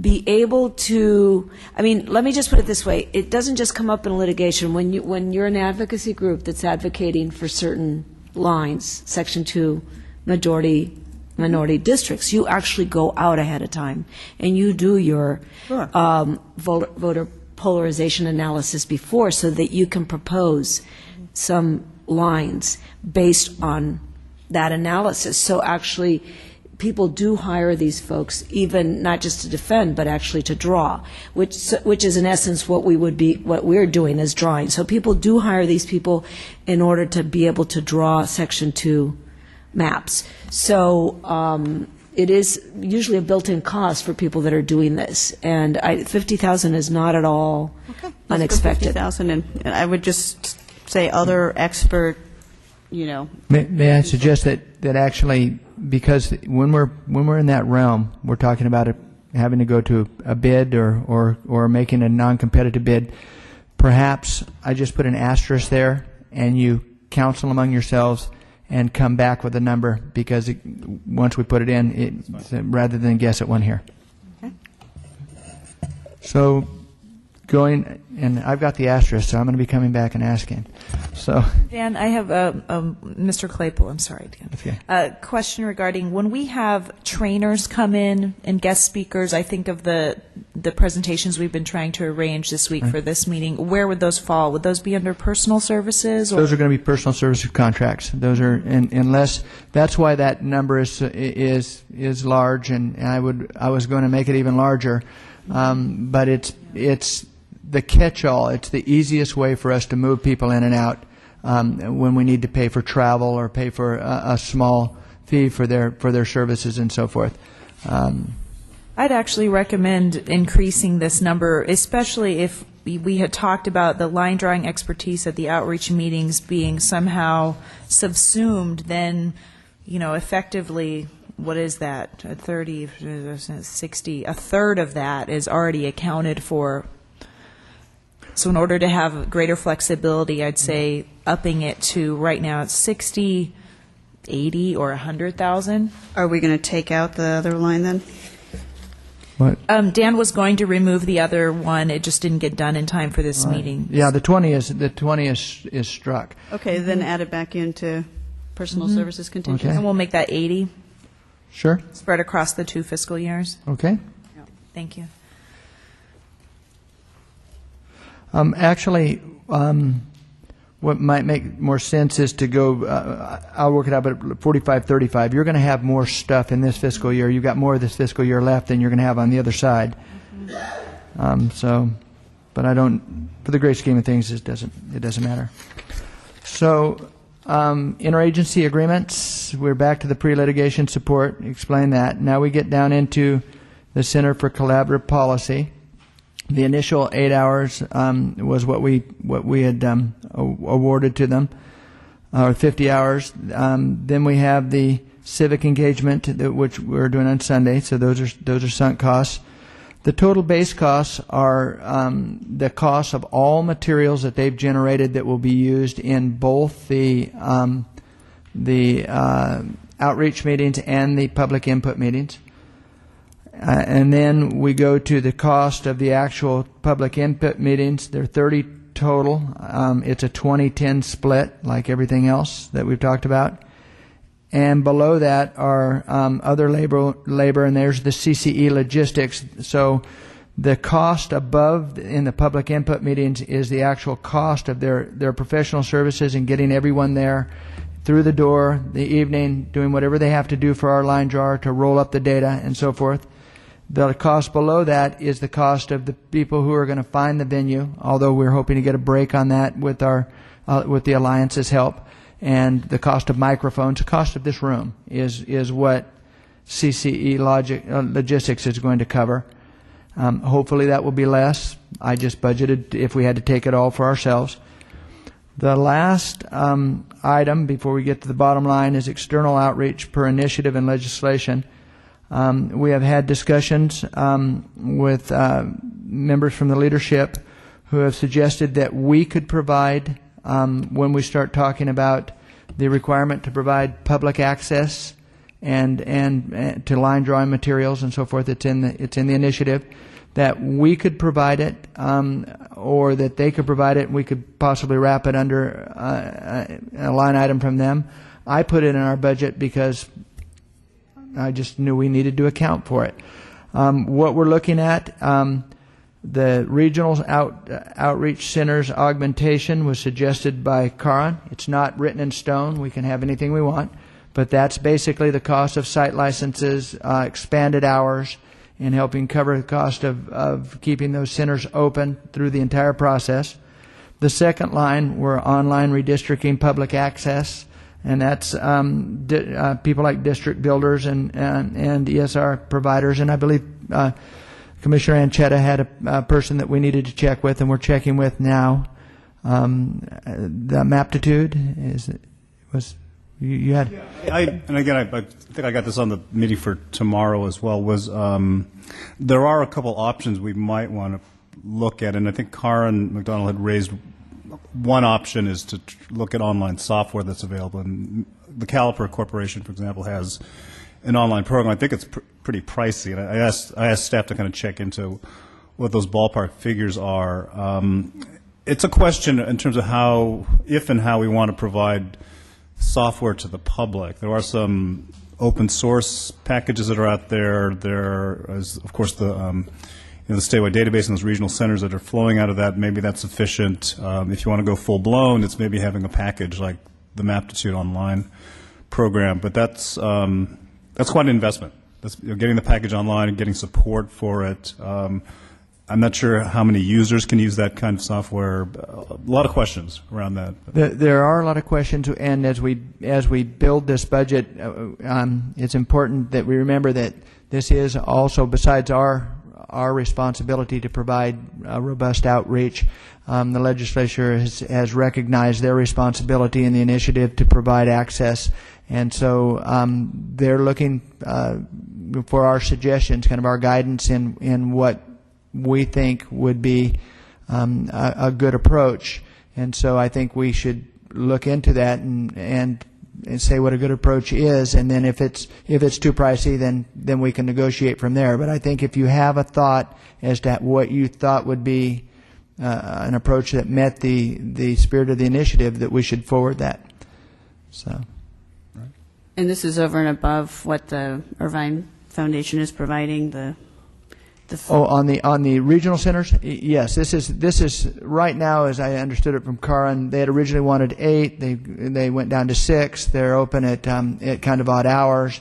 They're scraping by. It was her description. So when we had originally talked, and this was a month ago, this was just seen as one in our portfolio of things that we might do to ensure that there was public access.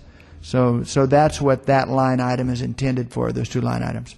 And Mr. Claypool, are you able to give more detail on the assumptions for that? Is it assuming they're going back up to 8 sites? Is it extending hours? I don't. I had and I have to tell you, I had the Post-it note that I wrote all my assumptions on when I spoke with her, and she said that she thought that it could work with this amount, the $200,000 spread across it. Now, clearly, as I was constructing this last night, I knew I needed to place something in here. I also knew that it was something that we would have some support from the leadership on, I believe, to help make sure that it happens.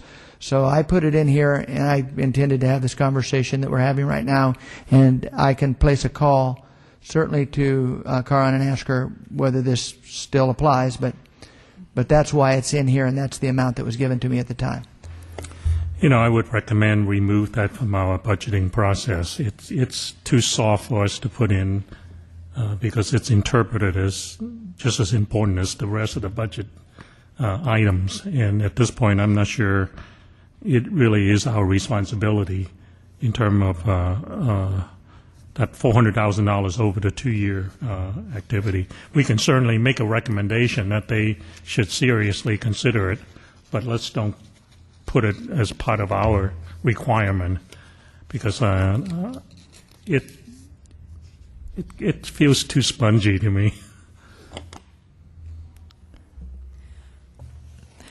My response to that would be to ask for the detailed assumptions. I think there's I don't feel that this is any spongier than some of the other numbers that we've been looking at here, so I agree we need those assumptions. I don't feel like it's necessary to take it out at this point based on what I've seen. Well, the legislators can fund them separately from the CRC activity is really what I'm talking about. It's if they feel it's a good thing to do, if they feel it's of value, they can fund it. We really don't add any value to it by putting it into our own budget. I disagree because by putting it into our budget, we are saying that we think it's important, that we think it's a valuable and necessary function in order for this to be a broad public process. So whether it ends up staying in here and being funded through this mechanism or through another, I think we need to establish that this is a priority for executing our work. Well, when I look at it in terms of total dollars, we're paying CPC $800,000 if you add up the multi-year. And here it is increasing it by 50%. And I don't have a feel that this additional 50% is going to give me the same value as my original $800,000. It's on that basis I use the term spongy. It's not that I don't value it or anything else. It's just the fact that, and what is this commission's contribution to it? As I said, we can express our intent through a letter of recommendation as compared to being part of the process is my suggestion. This money isn't for CCP. They're not involved. This is Q2 and money. If the regional data outreach data centers are Karan's group. CCP is Sac State when we look up above. So I mean, just a differentiation.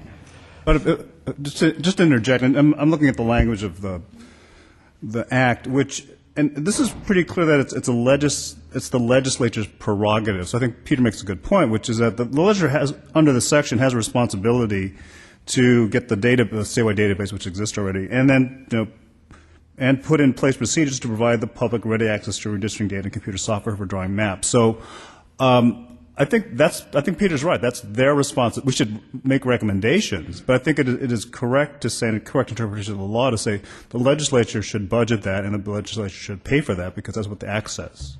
That's my interpretation. I think, though, that just counter to that the spirit of the act and what we're supposed to be doing as a commission is ensuring that. I can't help what the legislator does. I certainly don't know what they're going to do. But we as a commission need to, kind of like the chair is saying, determine what we think needs to be done and then ask for it. Right. And then see what we have and go from there. There's always a plan B and a plan C, but certainly it's important that we make sure that the public has every opportunity to provide that input. And I think having a budgetary item as listed is very reasonable and appropriate way to try to ensure that. Mr. Claypool, what is the likelihood that this budget would have assumptions in it by the time it goes to the full commission? Okay, so many of the numbers that you said well, we're dealing with some soft numbers are going to remain soft until we know what's going on. I can certainly we're already going out to the and I always say their name wrong, but the people with Maptitude, and we're trying to get an idea of what that would cost. On Karan, I can call and say, what's a solid number here. Well, more importantly, what are the assumptions behind the number? Well, we know that it's right. 200, but how did we come up with that? Well, and like I said, originally when she told me on the Post-it note, it was for training funds, administrative fees, and increased site hours. So that's what we would be doing. If we're going to need a detailed analysis of where the money's going to go to, then I would say we don't have time for that. And again, I just placed it in here because the offer had been made to fund it through us if we decided it was something that we wanted to suggest. Otherwise, it can go back and be placed with the legislature. Well, given that this needs to move forward between now and the next commission meeting, which is looking like it might not happen till the second or third week of March, correct?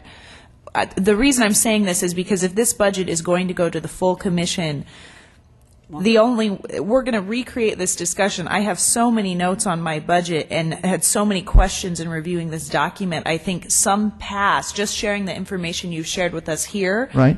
putting it in parentheses next to your line item, or having some sort of appendix that shares that information is really going to help us move it through the full commission. Okay, and I need these numbers to move a letter that has to occur in the next couple of days. Yes. Right, which is why we need you to Right. document Well, the assumptions. and so if we need that level of documentation for these numbers, then I don't know that we're going to have them. I can put documentation behind the numbers that I calculated. I can't put numbers behind Yes. the ones that are given to me.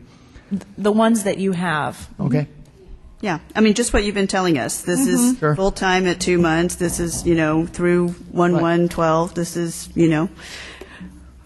15 staff lines at $100 a month, whatever you used to calculate them. Now, the bottom line going through here is going to change because of the things that we're talking about. Oh. Well, can I just address, I wanted to address the issue for consideration for the Financial Committee just before, in terms of the external outreach per initiative and legislation. I wanted to echo what Commissioner Ward had said in terms of the legislation may say that, or the initiative may say the legislators could do it, but I think in terms of our commission, I think it's our full-time job to make sure we reach the public, and the commission the public has an opportunity to access us as well too. So in terms of removing that and giving it strictly to the legislature, we won't have the control over how they do it, what they do. I think because this is what we are here to do, that it would really behoove us to consider keeping that in our budget. And we will have the contacts with any groups, and particularly the online redistricting, all those options, the partners, the advocacy groups, whoever's soliciting public input and needs assistance, financial assistance from the commission to do so, we will have the ability to do that. We will have the connections with those groups and organizations. I don't expect the legislatures to go out there and do that, and I think it's important for us to be able to keep that control over those resources. That was just something I wanted the advisory committee to consider. Yeah, well, and we're just giving the legislature an option to fund it. I would really agree with that when you consider the fact that the ones that are sort of skating by, or whatever the phrase was, the 6 centers are funded through a foundation. So that's not legislative finance, that's not state financing. Somebody went to the private charitable philanthropic sector and said we need to involve citizens. If we don't build it into this budget and do it, next time around there will be no recognition of the fact that this is part of a good redistricting process, is to train people on how to do this so that they can fully participate in the redistricting process. It'll be left up to, again, to a charitable foundation, to the whims of the legislature, and I think one of the things we will want is to recommend in the future that this public input portion of this process be actually included in both the financing and the way that we do this business. So I would really urge us to keep this in here. And if the legislature comes through, wonderful, but to leave it up to the philanthropic sector and then maybe not to the legislature just doesn't feel like it's in the spirit of the act to me.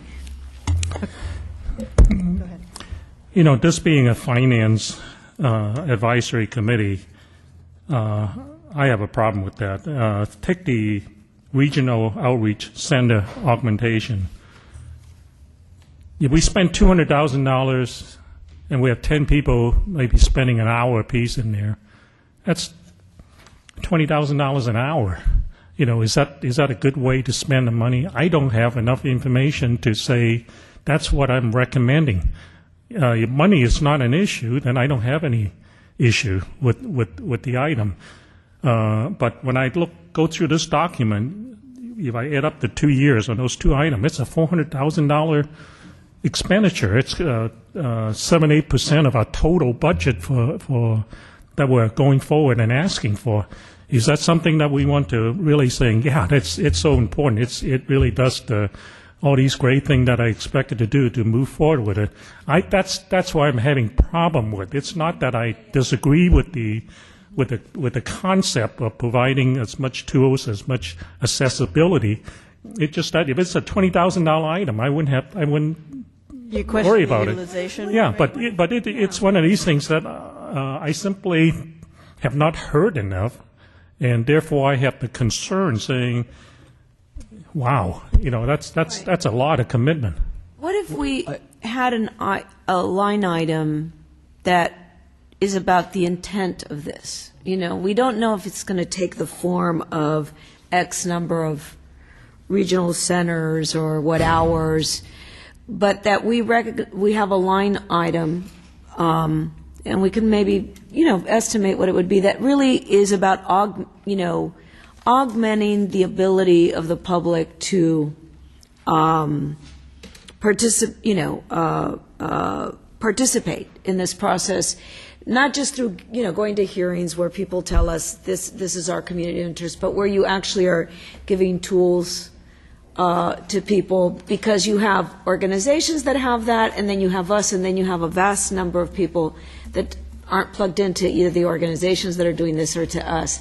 Right. And we kind of leave it as we don't define it as the centers, but that we realize we need an item in the budget that increases the public's ability to do this. Does that make sense? I don't know what we would call it or how we put a figure on it, but it's not. We do no, that. No, as I said, I absolutely do not disagree with the intent and the concept. Mm-hmm. If I just put myself saying that, okay, how much time am I willing to spend in one of these centers? Okay, I would say in the next 4 or 5 months, if I spend a day in that center, that would be a major commitment. Okay. Now, how many other people in the state are interested in spending a day at the center in order to get, let's say, somewhat proficient, or to gain enough proficiency to make a difference? Those are the type of questions that I have, and I don't have any answer to it. And as such, are we really ready to put that into our budget and saying, yeah, we need that, we want that? And that's where I have concern. Yeah. So you're concerned about the potential utilization, that it might actually be quite low. And I don't know if, Ms. McDonald, who gave you this number, gave you any basis for believing that the 6 centers are skating, because as far as I know, they haven't even opened yet. So, I think that would be helpful to the full commission to kind of figure out what to do on this, because, I can see the justification for having more centers just from a geographic thing.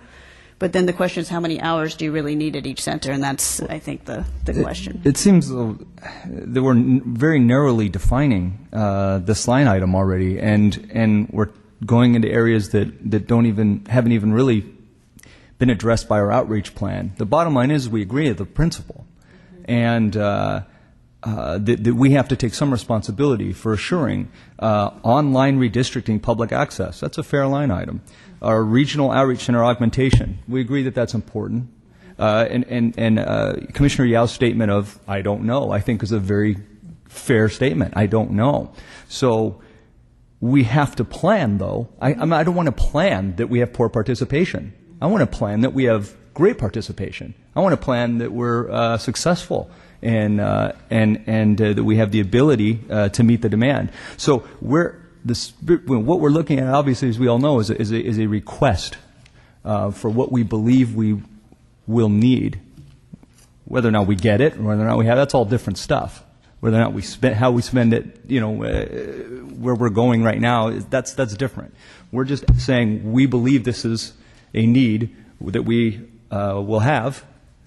Can we fund it? Well, and the question is, how do we arrive at this number? So back again to what the assumptions were would be very helpful. I'm just wondering whether Commissioner Blanco hasn't, however, just given us the perfect vehicle at this moment, and that's simply to put in a contingency fund for a certain amount of funds to do this, and then decide afterwards, because with all the things I have to do between tonight and tomorrow, I won't have those figures for you. In your experience with budgeting, though, is a line item labeled contingency fund is likely to get funded as a, I mean, when I read this, there's purpose in this. When I see something that says contingency fund, I think, well, Well, I'm just, at this point, I need this to get me past the letter for the release of the money that's in our budget already. We have time between now and, say, the first of next week to decide what are those things that this commission wants to do. And then we can take a look at those figures. The one thing I would say, however, is this is a once every 10-year thing. So trying to decide how many people are going to go to a center may not be in our best interest because we have nothing to base it on. So we have to, some of these are going to be acts of faith. If we invest in a center and nobody uses it, that's going to be unfortunate. If, on the other hand, we don't invest in something and everybody needed to use it, it's going to be perceived as though there wasn't an effort in that area. And that's the only thing I worry about. So again, just in the interest of time, I think we just need to. I think you just need to provide a couple of basic assumptions. This is, for increasing the number of centers to 8 and expanding the hours, because it's just not clear what it's for right now. So if you can make a quick phone call and just get a little more definition around it, so that we can. If somebody answers the phone, I'll put the definition behind it. But that's the best I'm going to be able to do. Could I make a general comment about this whole package? I think everything ahead of the contract category is very nicely grouped. And I would like to see the contract, the content of everything under the contract, be broken back into the above categories. For example, all the contract that's associated with staffing, okay, include that as a subcategory under staffing, so that we don't have one of these catch-all category. That's very confusing. I don't know whether you guys feel the same way or not. For example, all the outreach activities shall be somehow move back into the previous category that talk about the outreach and I think we're probably more concerned about the actual line items right now, and just so we have a total so we can ask for the money. I mean, I think reorganizing the spreadsheet to make it easier to understand is probably useful, but probably not something we need to do in the next few days. But the main thing is that we capture all the assumptions and agree on the line items so we can go ahead and get that letter kicked off. All right. But I don't disagree with you. I just would like to give Mr. Claypool a little more time to rearrange this in a logical order.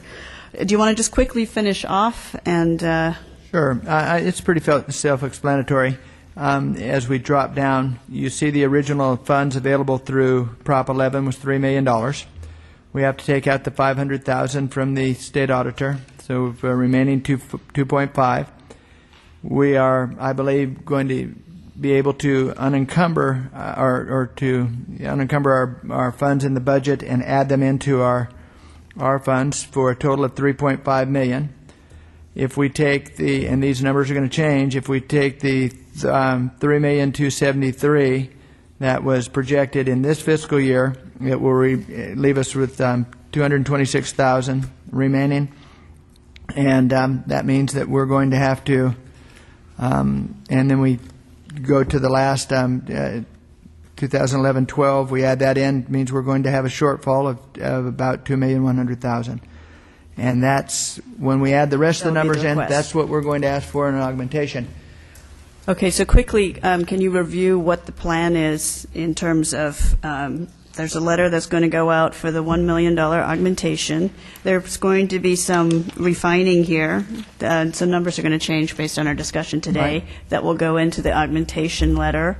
And then you will present that to the legislature, and to what degree the commission needs to be involved in that? Well, actually, what will happen, Commissioner, is that we will put that into a letter and we will send that to the Director of Finance, and that the first letter is to please release the $1 million that's in our. So that's the intent. That's why we can do that with just the sheer magnitude of our budget. Then we follow on with a second letter where we're going to ask, it's called a finance letter, and we're going to ask for an augmentation for the $2,100,000 to finance the remainder of this. And we have to see how it's received by finance, how it's received by the governor's office, and then if it's not funded, then we would go to the leadership and ask for them to possibly intercede on our behalf. If no one does, then we drop back to a plan of $3,500,000, and we start paring things out that we won't do. And then if they don't release that million, then we drop back to a plan of $2,200,000, and we make it at work. And we lean more heavily on the alliance and so forth. I'm confident on the million. I just believe it's a matter of presentation. The remainder is I think I'm more confident in it than I was before, because I believe that there's a great interest in seeing the success of this, and more importantly, there's a great interest in not being seen as hindering this. Mm-hmm. So that's the plan and that's the direction. I understand when the letter will go out for the $1 million request. When is the letter going out for the additional $2 million? As soon as we can solidify all of these things, and I can actually write that letter. I'm in the process of writing the one for the release, and then I have to write the finance letter next. Okay, so any estimate as to when that letter is going to go out? Because I think we have to support you with the backup data. Well, certainly finance wished I had turned it in February 11th, which was the deadline for all state agencies. But again, finance, the people we're dealing with there have been great, and they've given us a dispensation. The faster we get in, the better. I would say what we're shooting for is the first 7 days of March. Okay. To get that in, and the other letter, they want it this week. Okay. All right, so 1st of March, we'll be submitting the additional request for the $2.1 million or somewhere thereabout. Whatever. Now, in terms of the expenditure, if the only thing that we're sure at this point is a total $3.5 million budget, we've got to make sure that we have a plan in place so that our burn rate doesn't exceed that $3.5 million budget until the decision is made for the total 3.5 plus the additional 2.1, right? Yes, and CCP has offered us 3 different plans that we can do, and every contract we're entering into knows it's subject to available funds. I think we know what's the most important part of this budget, and which contractors we have to have and which consultants, and so we just start paring away everything else, including input meetings and possibly all of outreach. Okay, so if we submit the second letter, the $2.1 million letter, in the first week in March, when will we know as to whether that will get approved or not? It falls into the budget process, and I can't tell you that. I can't tell you how long it will take them to make a determination on ours. Hopefully, it would be more quickly, because we can impress upon the Director of Finance that we need that decision as quickly as possible. 30 days, 60 days, 90 days? Commissioner, it's the same as me trying to tell you when you're going to get a contract on IT. Again, it's not the answer I'm looking for. It's just that between the time that we submit the letter and the time that we get the answer, we have to have an operating plan in place for the $3.5 million budget. And to what degree is it affected by? Right, to what degree? If the state budget is delayed. Absolutely. So I don't know whether the rest of the commissioners share with me in that I don't think we have any other option except to operate to the $3.5 million budget at this point in time until we get the answer on the additional $2.1 million. It's true. We cannot operate as if we're going to get it and then find out, June 30th or whenever they approve the state budget. Well, they have to do it this time by June 30th, right? So if we find out June 30th that they didn't approve the second half. I can point out to you that there is in state government a large gap between what you have to do and what actually gets done. So yes, they have that requirement that they're supposed to do it. That doesn't mean that we will get there on that date. I'm just saying what we need to depend on is a rapid review by finance and get their determination so that we can then go to the legislative leadership as our last option. But I think Commissioner Yao is right. We can't count on that, and that means that we have to have, and I know we're strapped because we don't have the budget person, but we need to have a cash flow budgeting process that shows us how we're spending down on what we have, so that we know what our true operating budget is right now. And I think the Finance Committee need to basically give direction to all the other advisory committees as to what that $3.5 million mean to their specific effort. Mm-hmm. Because it's one thing for them to want to do the job right, but this clearly is a limiting factor.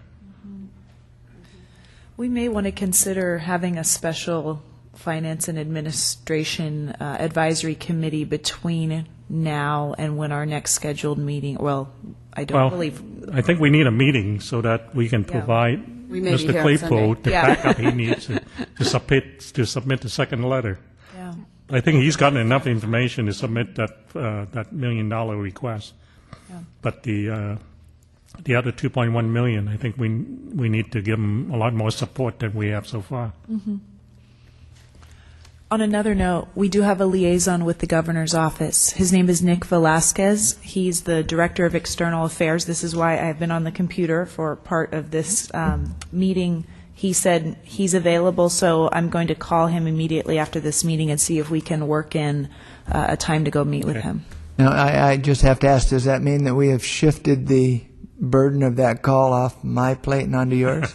No. I'm happy to make this call. Thank you very have much. calls to the AG's office and I believe to the legislative leadership to make. I will make those too, and you can cover the governor's office. So we are over time, but I wanted to just open it up very briefly if there's any burning public comment that you would like to share with the advisory committee. Please take that opportunity now, and I emphasize burning. Okay, seeing none, thank you very much. I think the action item of just trying to document the assumptions that you shared with us today, that would be extremely helpful to have us move this through the full commission. Okay. Thank you. All of you are